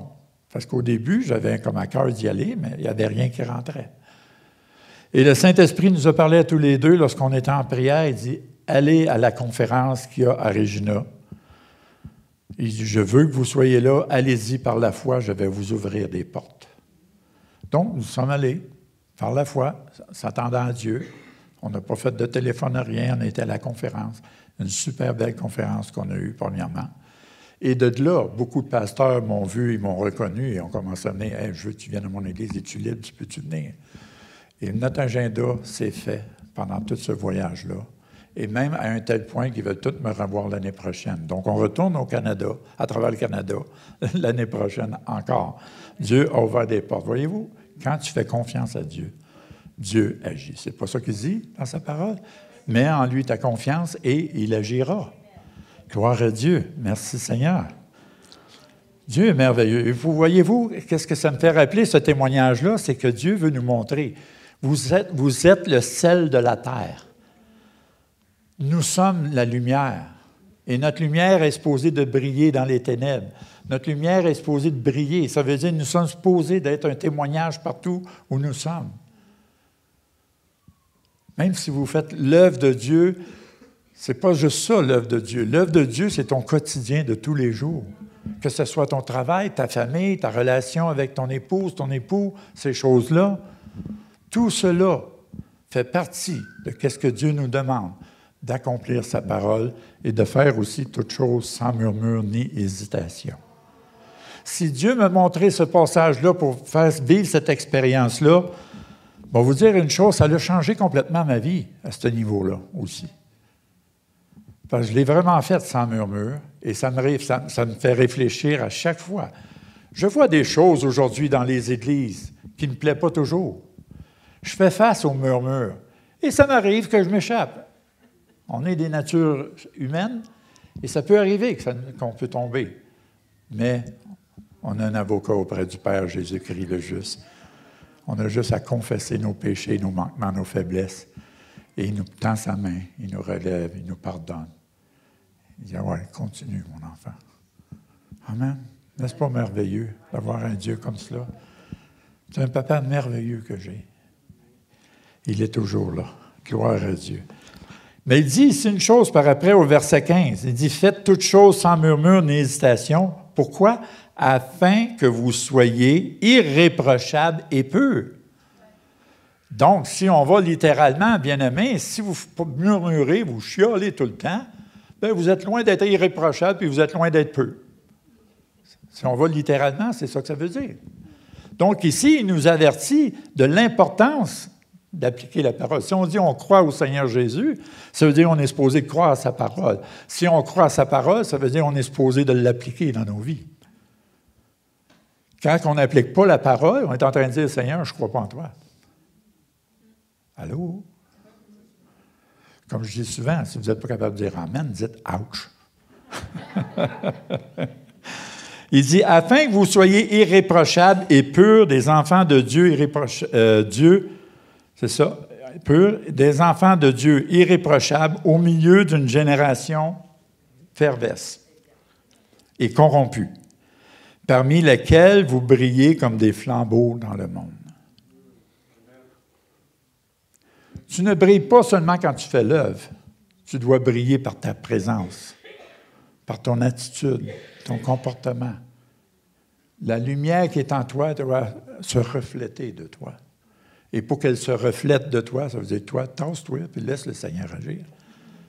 Amen. Les gens n'ont pas besoin de voir toi, ont besoin de voir Christ en toi. Gloire à Dieu. Merci, Seigneur. Donc, c'est ça qui est le pourquoi de faites toutes choses sans murmure ni hésitation. Bien, c'est parce qu'on est la lumière du monde. On est le sel de la terre. Puis on est appelé à dégager une odeur de vie et non une odeur de mort. Amen. Gloire à Dieu. Merci, Seigneur Jésus. Si on va voir, on va aller voir d'autres références que j'ai ici. Dans Jacques, le chapitre 5, le verset 7. Ça nous dit ici, versets 7 à 9. Soyez donc patients. Ça demande de la patience et de la persévérance, faire vivre la vie chrétienne avec le Seigneur. Soyez donc patients, frères, jusqu'à l'avènement du Seigneur. Donc, ça veut dire qu'il nous encourage ici de continuer à persévérer jusqu'à la fin. Voici le laboureur, merci. Voici le laboureur attend le précieux fruit de la terre, prenant patience à son égard jusqu'à ce qu'il ait reçu la pluie de la première de l'arrière-saison. Vous aussi, soyez patients, affermissez vos cœurs. Affermissez vos cœurs. Comme je disais au début, ne prenez pas pour acquis. On pourrait prendre l'Église Fondation. Ne prenez pas pour acquis votre Église. Vous êtes l'Église Fondation. Et l'Église Fondation, chacun de nous, chaque membre de ce corps, doit travailler au diapason avec la parole de Dieu. Amen. Pas parce que vous êtes assis dans ce lieu, faites partie de l'Église Fondation, que vous avez acquis, tout est beau, tout est merveilleux, puis nous, on l'a l'affaire, les autres églises ne l'ont pas. Ah, c'est du murmure, ça. Est-ce que vous me suivez? Si je vous le dis, bien-aimés, c'est parce que Dieu permet dans le ministère que je fais d'aller d'église en église. Puis je ne suis pas un touriste spirituel, là. Le ministère qui m'est imposé, qui m'est mis à charge, est d'aller exhorter les églises, quelles que soient les dénominations. Est-ce que vous me suivez? Et j'en vois de toutes les sortes. J'ai vu des choses dans des églises que ça ne me plaisait pas. J'aurais eu toutes les raisons de murmurer. Mais quand tu vois le Saint-Esprit agir et que Dieu lui parle prophétiquement, qui suis-je pour juger l'Église? Et un verset, je ne me rappelle pas la référence exacte, mais vous allez le savoir sûrement. Il y a un passage dans la parole, quand les disciples vont vers Jésus, il dit, on a vu des gens qui chassent des démons en ton nom, mais ils ne nous suivent pas. Est-ce que vous me suivez? Ils ne nous suivent pas. D'une dénomination à l'autre, on ne se suit pas. Mais le Seigneur, qu'est-ce qu'il dit? S'ils ne sont pas contre nous, ils sont pour nous. Donc, on n'a pas de raison de chialer par rapport aux dénominations ou quoi que ce soit. C'est Dieu qui est maître. C'est Dieu qui est maître. Oui, il y a des religions qui servent plus peut-être Satan que d'autres choses. Laissons-le dans les mains du Seigneur. Ne soyons pas des juges. Dieu est juge. Amen. C'est lui qui est juge. Et quand je vais d'une église à l'autre, c'est ce que ça me rappelle toujours. Au début, j'ai commencé le ministère extérieur, j'avais des œillères. Des œillères religieuses, qu'on appelle. Je disais, il faut que ça soit de même, il faut que ça soit de même. J'ai toujours appris de même. Ça fait 25 ans que je suis dans mon église, puis c'est ça que ça devait être. Puis là, j'allais dans les églises, oh, Seigneur, comment ça va être ici ce matin? Puis là, je voyais le Saint-Esprit agir à travers moi, à travers sa parole, à travers les dons. Et là, je suis obligé de me repentir devant le Seigneur. Est-ce que vous me suivez, bien-aimés? C'est Dieu qui est maître. Comme il dit dans Psaume 46, verset 11, il dit, arrêtez, ça veut dire, arrêtez de vous plaindre, chialer ou paniquer ou quoi que ce soit. Je suis Dieu et je domine sur la terre, je domine sur les nations. Donc, il sait ce qu'il fait. Bien souvent, c'est nous qui ne savons pas ce qu'on fait. Amen, gloire à Dieu. Amen, gloire à Dieu. Éphésiens.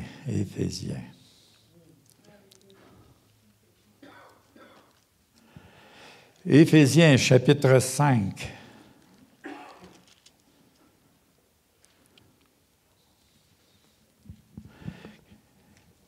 Verset 1. Devenez donc les imitateurs de Dieu comme des enfants bien-aimés et marchez dans l'amour. Si on marche dans l'amour, il n'y aura pas de murmure. À l'exemple de Christ. À l'exemple de Christ. Qui nous a aimés et qui s'est livré lui-même pour Dieu, à Dieu, veut dire, pour nous comme une offrande et un sacrifice de bonne odeur. Pourtant, il y avait tous les pouvoirs de commander une armée ou quoi que ce soit. Il aurait pu faire ce qu'il veut. Mais il a abandonné tout ce qu'il pouvait être. Pour qui? Pour nous. C'était le sacrifice. Il dit, après ça, le verset 3, ça parle autant à l'Église, ça ne parle pas aux païens ici, là, ça parle à l'Église. Paul s'adressait à l'Église d'Éphèse. Il dit que la débauche, ni aucune impudicité, ni cupidité ne soit même nommée parmi vous, ainsi qu'il convient des saints. Qu'on n'entende ni paroles grossières, ni propos insensés ou équivoques, choses qui sont contraires à la bienséance, qu'on entende plutôt des actions de grâce. Qu'on entende plutôt des actions de grâce. Et on est appelé, bien-aimés, qu'il ne sorte de votre bouche que des actions de grâce, des louanges. Avec notre langue, on peut tuer, puis on peut donner la vie. On peut semer la mort, même des chrétiens, dans l'Église, peuvent semer la mort avec leur langue. C'est à nous de choisir qu'est-ce qu'on fait. Vous savez, la chose la plus importante, c'est de focusser sur Christ plutôt que de l'Église. L'Église est importante, elle a son rôle principal. Parce que c'est ensemble, parce que celui qui se tient à l'écart cherche ce qui lui plaît, il n'est pas mieux.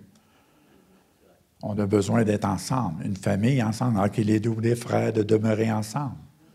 C'est comme l'huile qui descend sur l'huile précieuse, pas n'importe quelle huile, là. L'huile précieuse. J'en ai peut-être déjà parlé, je ne sais pas. Mais cette huile précieuse-là, c'est l'huile qu'ils utilisaient pour oindre ceux qui étaient appelés au service dans l'Ancien Testament. On parle de l'huile de l'onction. C'est comme une onction précieuse quand on marche ensemble. Amen. Ça veut dire, moi, j'ai réalisé, OK, Seigneur, tu es en train de me montrer à travers ça. Je peux avoir l'onction prophétique, je peux avoir l'onction de guérison, je peux avoir l'onction de prêcher, témoigner, quoi que ce soit. Mais si je ne travaille pas à l'unité du corps de Christ, je n'ai pas cette onction-là précieuse. Et je préférerais mieux avoir l'onction précieuse que toutes les autres onctions. Pourquoi? Parce que c'est celle-là qui est importante. Parce que quand on continue à aller dans le psaume 133, ça dit « c'est là qu'est la vie éternelle » concernant l'onction précieuse de l'ensemble, d'être ensemble, être un. Amen. Je suis en train de vous prêcher un autre message, là. Bon. OK, je vais arrêter là. Mais ce que je veux que vous retenez le plus, je crois que le Seigneur nous avertit de faire attention à nos paroles. Qu'importe l'Église où que vous pouvez être, faites attention à vos paroles. Faites attention à vos pensées. C'est important, bien-aimés. Je ne suis pas ici pour vous réprimander. Au contraire, je le fais même avec un amour de père, ce que je fais. C'est pour vous avertir qu'il y a des choses qui peuvent arriver en avant de vous dans les jours suivants. Puis il va y avoir toujours une question d'attitude, bien-aimés. Votre attitude va déterminer votre altitude. Pensez à ça. Amen. Donc, le murmure. Faites une étude sur le mot murmure. Puis après ça, allez sur vos réseaux sociaux, puis là, dites, est-ce que je murmure? Ou, mon frère et soeur, murmures-tu? Ah, tu fais face à un choix. T'écoutes-tu le murmure ou tu le flushes? Peut-être. Oh. Même si la personne te rappelle, dis, pourquoi tu m'as flushé? Bien, parce que tu murmures trop. Tu dis la vérité, c'est tout. Ça va peut-être lui parler, puis ça va se repentir, on ne sait pas. Gloire à Dieu. Il ne faut pas avoir peur parfois de dire les vraies choses, tout en faisant attention, il faut le faire avec amour, pour ne pas offenser et blesser non plus. Parce que l'offense, on sait que c'est l'arme secrète de l'ennemi. Il fait tout pour essayer de nous offenser, parce que ça peut être par nos frères et nos sœurs, nos proches. Amen. Gloire à Dieu. J'aime ce silence-là. Je l'aime. OK, mon épouse, si tu veux venir en avant. OK. Tu veux prendre l'autre micro si tu as besoin. On n'a qu'à l'ouvrir. OK, premièrement, je voudrais vous partager quelque chose que j'ai eu pendant hier, surtout quand je méditais sur le message. J'ai eu une vision pour vous, pour l'Église. Et c'est une continuité de la vision que je vous ai donnée la dernière fois. Si vous vous rappelez, j'ai parlé d'un phare, que l'Église Fondation était un phare. Mais ce que j'ai vu comme vision, j'ai vu soudainement du ciel tomber sur la terre une grande bâtisse faite sur le long. Je dis, OK, qu'est-ce que c'est ça? Mais cette bâtisse-là était sous le phare. Sous le phare, mais comme souterrain en même temps. Si tu voyais le phare, mais tu ne voyais pas la bâtisse. La bâtisse était comme sous terre. Et le Seigneur me disait, il dit, dis-leur que je veux faire de cette Église un lieu de refuge. Un lieu où mon peuple sera protégé. Et lorsqu'on parle de refuge, automatiquement, c'est venu dans mon esprit. Tu as besoin d'un lieu de refuge quand ça ne va pas bien, l'autre bord. Tu as besoin d'un lieu de refuge s'il y a des catastrophes. Tu as besoin d'un lieu de refuge si le monde sont prêts à t'attaquer, veulent te détruire. Est-ce que vous me suivez? Et je crois que l'Église ici, Fondation, et probablement aussi cette île, vous allez être une Église, un refuge pour plusieurs. Parce que l'ennemi, on sait que la parole de Dieu nous dit que dans les derniers temps, il va redoubler ses coups. Donc, pour moi, ça veut dire qu'on n'a rien vu. Puis on sait comment l'ennemi se déchaîne, puis il va se déchaîner encore plus. De là, il faut être vigilant, il faut travailler à notre salut, pas négliger ce beau salut merveilleux qu'on a. Amen. Donc, ce que je voyais dans cette vision-là, ça venait du ciel. Ça veut dire c'est divin, qu'est-ce qui va se produire. Dieu va vous envoyer. Je crois que Dieu va pourvoir pour que vous ayez un bâtiment qui devienne un refuge. Puis le Seigneur me montrait que vous êtes ici juste pour un temps de transition seulement. Parce qu'il y a un temps, quelque chose va vous appartenir pour continuer l'œuvre de Dieu, pour qu'elle puisse s'expandre. Dieu est merveilleux. Quand ça va se faire, comment ça va se faire, je ne peux pas vous dire. Je ne suis pas divinateur. Non, je vais juste partager ce que j'ai eu comme vision, et je ne pense pas que c'est une vision de pizza. Je n'ai pas fait un rêve de pizza ou quoi que ce soit. Non, je n'ai pas mangé de pizza hier, non? Non, c'est pas ça, non. OK, phew. Non, mais juste prenez quand même, bien-aimés, réfléchissez à cela. Si Dieu vous parle que vous allez être un lieu de refuge, en même temps, pour moi, ça me dit, vous devez vous préparer. Il y a une question de préparation. Et je crois que qu'est-ce que vous avez ici, l'enseignement, pour que vous soyez des vrais disciples, c'est justement parce qu'il va y avoir un temps que le refuge va être important. Il va y avoir peut-être probablement beaucoup d'âmes qui vont venir au Seigneur. Ils vont avoir besoin d'être instruits. Et ça commence par vous. Il faut que vous deveniez mature pour être capable d'enseigner les prochains bébés qui vont entrer. Est-ce que vous me suivez? Ce n'est pas le travail d'un seul homme. C'est un travail qui concerne chacun de vous. Vous tous. Amen? Donc, gloire à Dieu pour ce que le Seigneur fait. Gloire à Dieu pour qu'est-ce qu'il va faire aussi. Amen. J'ai mon verset favori. Y en a-tu qui le connaissent ici? Non? C'est pas que je viens passer souvent ici, c'est pour ça. Mon verset favori, c'est Ecclésiaste 7, le verset 8, qui dit « Mieux vaut la fin d'une chose que son commencement. » Et je dis, Mario 2.2, entre les deux, ça peut être affreux, mais la fin va être glorieuse. C'est garanti. Et moi, ça m'a sauvé beaucoup, ce verset-là. Il y en a qui me trouvent fatigant quand je le nomme, ce verset-là. Mais combien de fois j'ai vécu des choses, l'opposition, la contrariété, des choses, des raisons pour abandonner le Seigneur. Mais c'est ce verset-là qui me sauvait tout le temps. Parce que le Seigneur me montrait, il dit, mieux vaut la fin d'une chose que son commencement. Ça veut dire, continue à persévérer. Puis tant que tu as de l'espérance, tu vas le voir le jour glorieux. Amen. Gloire à Dieu. Merci Seigneur. OK. As-tu quelque chose à rajouter?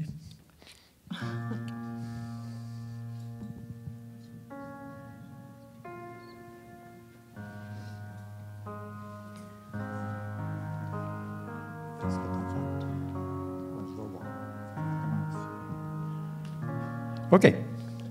Mon épouse a à cœur de faire une prière pour votre Ben, Église. j'ai à cœur, suite à ce que Mario vient de dire et tout ce qui a été dit, c'est tellement important d'aller devant le Seigneur et premièrement, de lui demander pardon pour tout murmure qu'il y a pu y avoir, tout chiolage qu'il y a pu y avoir. On le fait tout. Tout le monde le fait, sans exception. Et même en tant qu'Église, nous le faisons. Alors, pour ma part, je trouve que c'est le début d'aller devant le Seigneur et qu'il vienne purifier vos cœurs et qu'il vienne purifier l'Église Fondation ici ce matin. Et de prier justement de continuer à aller de l'avant. Et que le Seigneur vous emmène là où il veut vous emmener. Et de prier, commencez même à prier pour la bâtisse qu'il en réserve pour vous. Alors moi, j'ai à cœur la prière. La prière, c'est ma force. L'intercession, pour moi, c'est... Alors, j'aimerais prendre ce temps, tous ensemble ce matin, qu'on puisse aller devant le Seigneur. Et même s'il y en a d'autres qui veulent le faire, c'est le début ce matin. C'est le début d'un jour nouveau. J'ose dire ça ce matin même. Le début d'un jour nouveau pour vous. Nous avons à cœur, nous vous avons à cœur. Si vous saviez, on a à cœur l'Église ici, puis l'Église à cette île. C'est là. C'est dans nos cœurs. Le Seigneur l'a déposé dans nos cœurs, puis même quand on était à cette île, au mois de juin, le Seigneur poussait à prier pour Mario parce que le Seigneur avait quelque chose pour vous par rapport à l'Église Fondation. Et le Seigneur dépose un fardeau dans nos cœurs pour Fondation. Alors nous voulons ce matin nous prendre ce temps avec vous et se joindre à vous et de prier. De prier ce matin. Qu'est-ce que Dieu a pour vous? Alors, si on peut se joindre tous ensemble et de prier, qu'est-ce que Dieu a pour nous ce matin?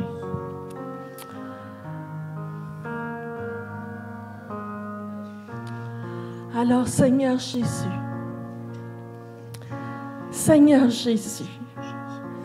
oh Papa Céleste, nous avons prié, nous avons partagé que tu es un papa. Et tu veux être ce papa-là pour cette Église ici. Cette Église qui est ton peuple, qui est ton troupeau. Et Seigneur Jésus, avant toute chose, nous nous accordons ce matin pour te demander pardon pour tout murmure qu'on a pu avoir dans nos cœurs. Murmure personnellement dans nos vies, de chialer, d'être mécontent encore, que ça ne fait pas notre affaire. Alors, Seigneur Jésus, nous te demandons pardon en tant qu'individu.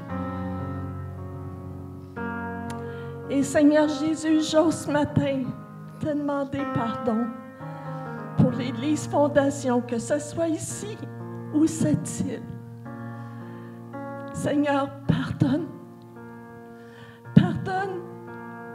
Pardonne à ton peuple.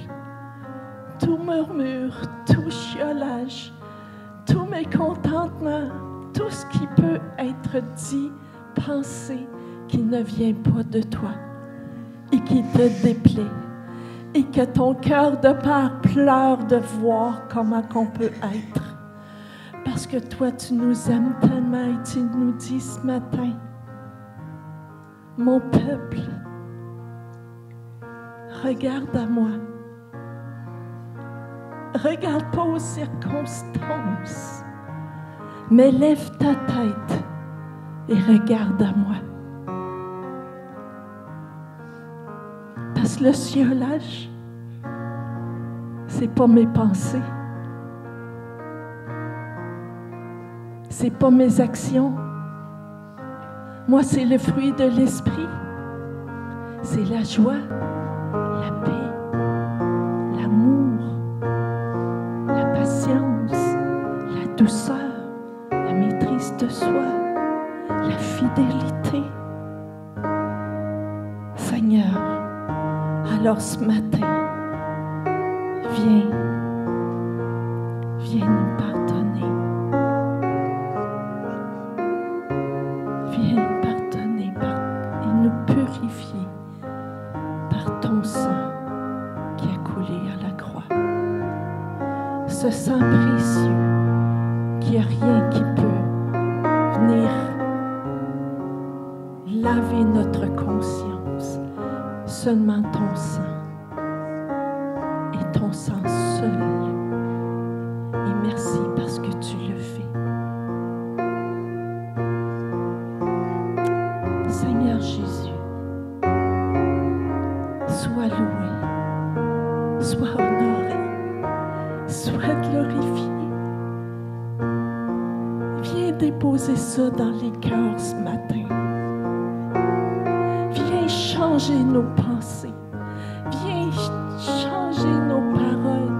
Que de notre bouche sortent des actions de grâce au lieu des murmures. Seigneur, nous ne sommes pas capables de le faire. Nous te l'avouons, nous ne sommes pas capables. Seigneur, alors viens à notre aide. Viens nous aider. Viens nous aider. Viens changer notre cœur.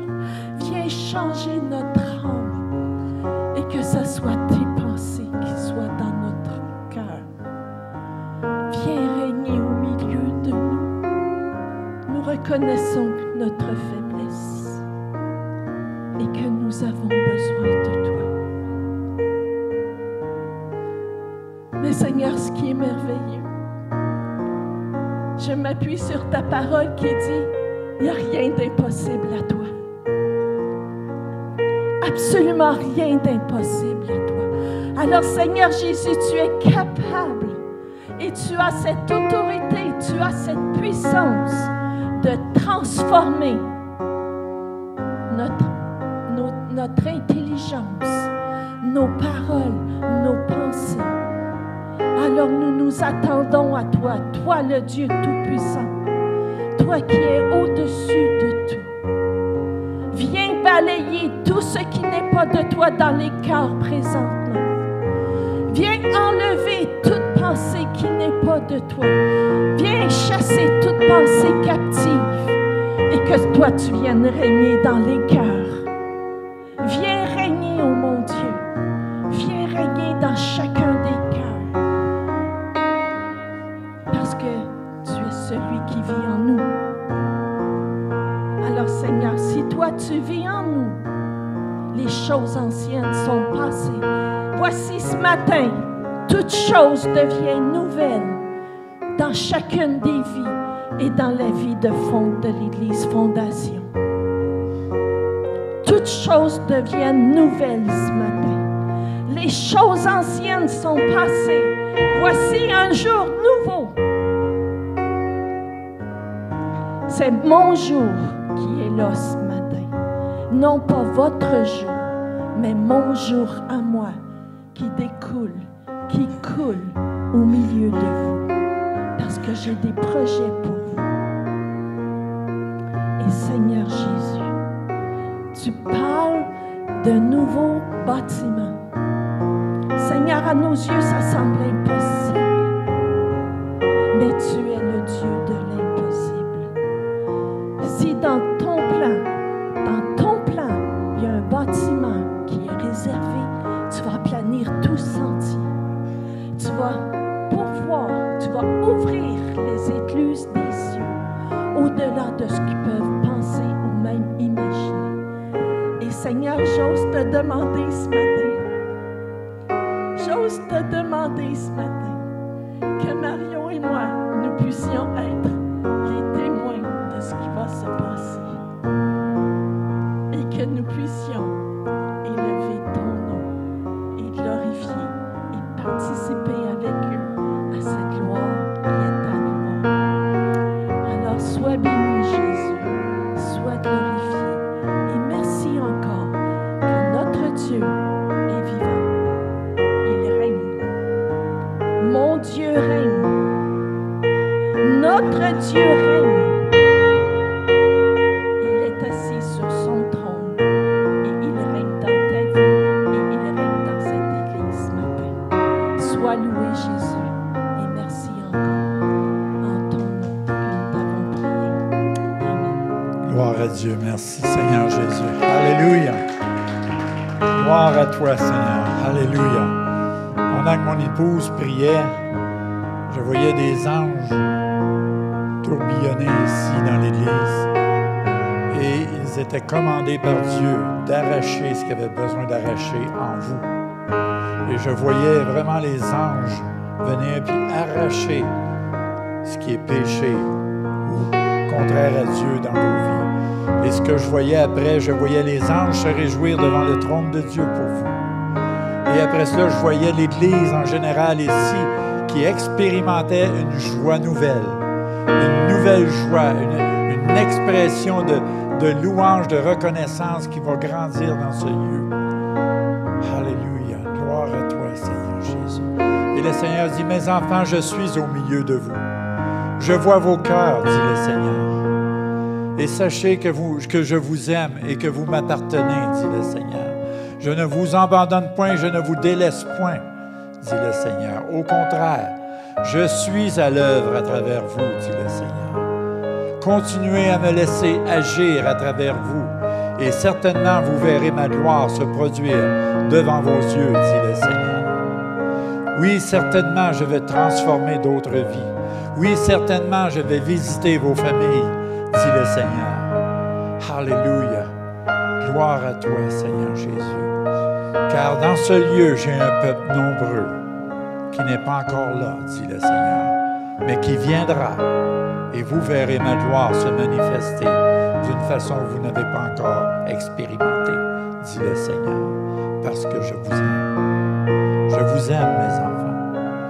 Continuez à œuvrer à votre salut, et certainement je vais aplanir votre sentier, dit le Seigneur, parce que je vous aime. Alléluia. Gloire à toi, Seigneur Jésus. Santa Seichi. Curia Santi Santi Ruchandria Chanti. Kikunta Kunti. Alléluia. Seigneur, je veux te prier pour ce couple ici. Vous deux, je vous demanderai de vous lever. Alléluia. Oui, vous deux, oui, vous levez. Alléluia. Gloire à toi, Seigneur. Père éternel, je te prie premièrement que tu les bénisses au-delà même de leur espérance. Alléluia. Oh, gloire à toi, Seigneur Jésus. Alléluia. Alléluia. Alléluia. Je proclame sur votre vie un nouveau début, un nouveau commencement dans le nom puissant de Jésus. Alléluia. Le Seigneur dit, je vais vous frayer un nouveau chemin où vous aurez la liberté de me servir et de faire ma volonté, dit le Seigneur. Oubliez ce qui est en arrière. Regardez en avant, car je suis en avant de vous. Je marche en avant de vous. J'aplanis votre sentier. Oubliez ce qui est en arrière, dit le Seigneur. Alléluia. Je crée un jour nouveau dans votre vie, dit le Seigneur. Alléluia. Alléluia. Alléluia. Alléluia. Et sachez que tout ce qui est en arrière est déjà dans l'océan de mon oubli, dit le Seigneur. Alléluia. Ne vous laissez pas troubler dans vos pensées, car ce n'est pas moi. C'est l'ennemi qui vous trouble dans vos pensées. Regardez à moi, faites-moi confiance, et vous verrez, j'ai des projets encore d'avenir pour vous, dit le Seigneur. Alléluia. Alléluia. Alléluia. Mon fils, garde confiance en moi. Regarde à moi. Dépends entièrement de moi, dit le Seigneur. Alléluia. Gloire à toi, Seigneur Jésus. Sache que tu es précieux à mes yeux. Alléluia. Gloire à toi, Seigneur Jésus. Alléluia. Wow. Je dis comme ça vient. J'ai une place de choix pour toi. Gloire à toi, Seigneur, que ta main repose sur lui, que ta paix vienne sur le couple en ce moment, ton manteau de paix, qu'ils soient enveloppés de ton manteau de paix et qu'ils ne se laissent plus, Seigneur. Garde-les de toute pensée humaine qui peut venir contre eux. Alléluia. Je vois toutes sortes de pensées humaines qui viennent vers vous, des gens qui viennent vers vous, vous devrez faire ça, tu devrais faire ça, tu devrais croire ça.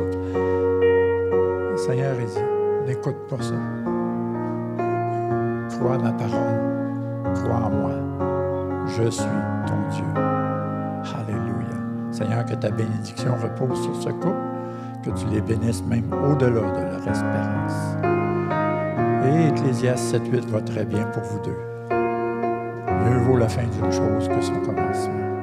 Seigneur, bénis-les abondamment. Amen. Alors, Seigneur Jésus, viens remplir ce couple de ton Saint-Esprit. Remplis-les, comme dans 2 Timothée 1:7, qui dit, pas un esprit de timidité ou de crainte que je t'ai donné, mais au contraire, mon esprit de force, d'amour et de sagesse. Alors, viens les remplir de ton Saint-Esprit de force. La force physique, la force émotionnelle, la force spirituelle. Et de ton Saint-Esprit d'amour pour t'aimer toi et aimer les gens. Et de ton Saint-Esprit de sagesse. Alors, remplis-les, remplis-les, remplis-les. Amen. Alléluia. Gloire à Dieu. Madame, vous, levez-vous debout, juste pour qu'on puisse vous distinguer. Père éternel, je te remercie pour cette dame, Seigneur. Premièrement, je te prie, Seigneur, que tu lui fasses connaître une longue et heureuse vieillesse en santé dans le nom puissant de Jésus. Je proclame santé, guérison dans tout son corps, dans tout son être entier, dans le nom puissant de Jésus. Seigneur, je te remercie, Seigneur, pour cette dame, Seigneur. Je te remercie parce que tu vois son cœur, tu connais toutes choses, Seigneur. Rien n'est caché devant toi. Alléluia. Voici ce que j'ai reçu pour vous, madame. Ce que j'ai reçu de vous. Le Seigneur a dit, je vois ton intercession, je vois tes prières, tes requêtes, dit le Seigneur. Alléluia. Sache que je note tout. Et sache que je suis déjà en route pour venir à ton secours, dit le Seigneur. Alléluia. Continue à intercéder même pour mon peuple, dit le Seigneur. Car tes prières ont une grande efficacité pour moi. Alléluia. Seigneur, je te prie que tu la bénisses au-delà même de ses espérances. Que tu la consoles, que tu la fortifies dans sa foi. Alléluia. Gloire à toi, Seigneur. Père, je proclame dans la vie de cette femme qu'elle puisse commencer à voir le résultat de ses requêtes qu'elle dresse devant toi, qu'elle le voit de ses yeux et que ton nom en soit loué et glorifié dans le nom de Jésus. Amen. Amen. Gloire à toi, Seigneur Jésus. Alléluia. Alléluia. Jésus. Jésus. Ce couple-ci, levez-vous debout, s'il vous plaît. Moïse, c'est ça, Moïse? Oui, lève-toi debout. Lève-toi, Moïse, prends ton bâton, marche. Seigneur, je veux te prier pour ce couple, Seigneur. Alléluia. Alléluia. Gloire à toi, Seigneur Jésus. Je te prie que tu les visites, que tu les bénisses, Seigneur. Alléluia. Que tu les rencontres, Seigneur, puissamment par ton Saint-Esprit. Alléluia. Wow. Wow. Voici ce que je vois. Je vois le Seigneur aplanir le chemin devant toi. Et ce chemin-là devient de l'or. Alléluia. Alléluia. Et je vois des gens venir vers vous puis qui se mettent à genoux puis qui commencent à vous honorer. Alléluia. Gloire à toi, Seigneur Jésus. Je vois déjà des couronnes sur votre tête. Alléluia. Alléluia. Wow. Seigneur, je te prie que tu les bénisses au-delà même de leur espérance, Seigneur. Alléluia. Vous êtes mes enfants. Alléluia. Vous êtes mes enfants. Et je suis votre roi, votre maître, votre père. Alléluia. Gloire à toi, Seigneur Jésus. Alléluia. Le Seigneur, il dit, mon fils, j'ai mis en toi une grande autorité. Et sache que cette autorité-là est sur le point de se manifester pour l'avancement de mon royaume, dit le Seigneur. Je t'ai choisi. Tu n'es pas un fruit du hasard, dit le Seigneur. Alléluia. Toi et ton épouse, alléluia, vous allez commencer à rentrer dans un chemin de gloire, un chemin glorieux où mon nom sera glorifié, dit le Seigneur. Et une multitude verront que je suis en vous et avec vous, dit le Seigneur. Continuez à me servir en toute humilité, car le temps vient, et il est plus près que vous le pensez, où je vais vous utiliser, dit le Seigneur, pour ma gloire. Amen. Merci, Seigneur. Alléluia. Mettez-moi de la sorte à l'épreuve.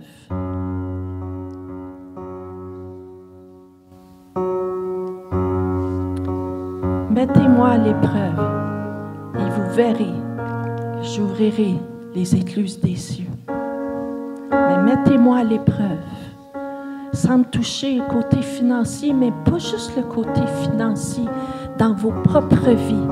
Mettez Dieu à l'épreuve, et vous verrez que j'ouvrirai les écluses des cieux pour vous. Le Seigneur le répète, mettez-moi à l'épreuve. Et je vais vous montrer que je vais ouvrir les écluses des cieux pour vous, vous dit le Seigneur. Amen. Amen. Gloire à Dieu. Mon frère Bertrand, mon bien-aimé frère, alléluia. Le Seigneur, il dit, mon fils, il dit, premièrement, il dit, c'est bien, bon et fidèle serviteur. Sache que je prends plaisir en toi et sache que ma rétribution s'en vient, dit le Seigneur. Cette rétribution que tu attends depuis des années, elle vient bientôt, dit le Seigneur. Sache que j'apprécie tout ce que tu as fait pour moi, dit le Seigneur. Ma bénédiction t'accompagne. Alléluia. Gloire à toi, Seigneur Jésus. Alléluia. Le Seigneur, il dit, je marche avec toi. Et je vois le Seigneur te tenir par le bras comme ça, par le haut du bras comme ça. Il dit, je suis avec toi et je t'accompagne jusqu'au bout, dit le Seigneur. Le Seigneur, il dit, mon fils, reprends courage. Ne désespère pas, car ta récompense sera grande, dit le Seigneur. Car j'ai vu tous les sacrifices et l'œuvre que tu as fait pour moi, dit le Seigneur. Alléluia. Sache que je t'aime, mon fils.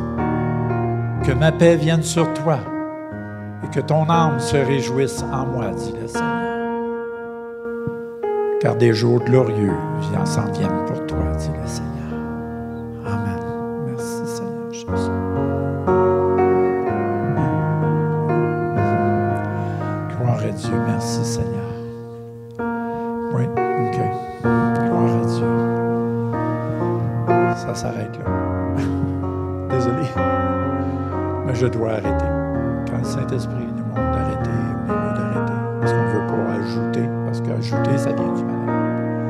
Mais recevez ce que le Seigneur vous a dit ce matin, aujourd'hui. Déjà, Dieu vous a parlé d'une façon, tantôt d'une autre.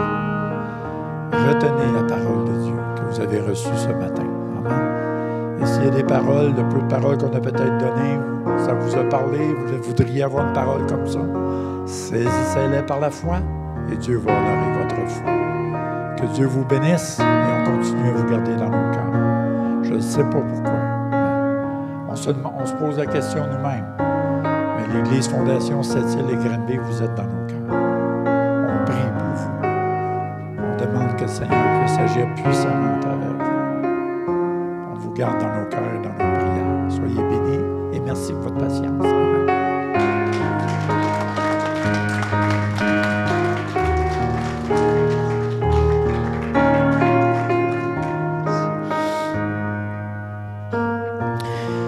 Amen. Rajouter là-dessus, mais je voudrais vraiment qu'en tant qu'Église, on puisse bénir Mario et son épouse. Ils viennent nous bénir et puis on bénéficie de la grâce que le Seigneur place sur leur vie. Le Seigneur a des choses particulières qu'il place dans chaque personne. Et on a besoin des uns des autres. On ne voudrait pas qu'on les quitte sans prier pour eux, que le Seigneur fasse ce qu'il en réserve pour leur vie. Et puis, par la suite, vous allez être libre, évidemment, de quitter, mais je sais qu'il y a des gens qui sont venus de loin pour recevoir des guérisons de problèmes physiques et autres. Donc, soyez sans crainte. L'équipe, on va être ici pour prier pour vous. Si vous avez des besoins, ça va nous faire plaisir. Mais pour les autres, si vous devez quitter, soyez pas mal de quitter non plus. Donc, étendez vos cœurs et vos mains vers Mario, sa merveilleuse épouse. Et puis, on va juste rendre grâce au Seigneur pour ce que le Seigneur a pu parler ici ce matin à travers eux. Seigneur, on veut te bénir pour ce couple, pour les années traversées, pour les épreuves traversées. Et Seigneur, ils sont le témoignage vivant de ce passage d'Ecclésiaste. Ce qui compte, c'est pas comment on commence la course, c'est comment on l'achève. Ce qui compte, c'est pas qu'on tombe ou qu'on reste debout, mais c'est comment on se relève, Seigneur. Et je te remercie parce qu'on a ici un couple qui a su se relever et qui le sait encore, Seigneur. Et je te prie que tu puisses vraiment pourvoir dans chaque aspect de leur vie. Qu'ils deviennent, Seigneur Dieu, un couple qui vit dans cette saison où est-ce que tu récompenses les années de semence, où est-ce que tu donnes la reconnaissance nécessaire, où est-ce qu'elle n'a pas été. Je sais qu'ils ne la recherchent pas, Seigneur, mais que l'honneur qui revienne leur revienne, Seigneur. Que tu puisses aplaner les sentiers devant eux et que peu importe où ils vont aller, peu importe les foules qui sont là, Seigneur, que tu accroisses l'effet de leurs paroles et de leur ministère.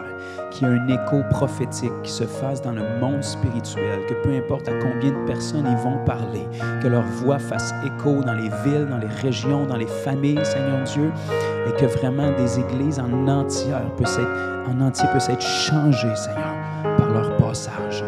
Que tu puisses redresser, corriger, encourager, Seigneur Dieu, dans ton amour, mais que tu permettes aux portes de s'ouvrir devant eux, pour que ton Église puisse bénéficier de ce que tu as peaufiné à travers eux depuis tant d'années, Seigneur.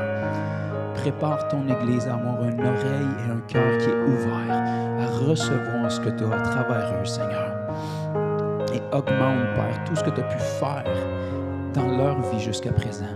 Toute la profondeur des dons qui ont pu opérer, Seigneur. Je te prie d'amener une saison devant eux où tu vas les surprendre à nouveau. Où est-ce qu'ils vont aller dans des nouvelles profondeurs? Où est-ce qu'ils vont donner peut-être les mêmes paroles qu'ils ont données dans le passé, Seigneur Dieu, mais avec un cœur en eux, Seigneur. Un cœur qui bat au même rythme que le tien. Un cœur qui ne se laissera jamais décourager par les circonstances ténébreuses qui sont devant nous, mais qui vont être une voie d'encouragement pour fortifier ton Église en chaque saison, Seigneur. Je te prie de garder ta main de protection sur eux, de les préserver de toute flèche de l'ennemi, de toute parole négative pour tenter de leur faire perdre du temps, les stopper, les condamner, Seigneur. Que leur cœur soit scellé et que tu guides chacun de leurs pas, Seigneur, dans les œuvres que tu as préparées d'avance pour eux, au nom de Jésus. Amen.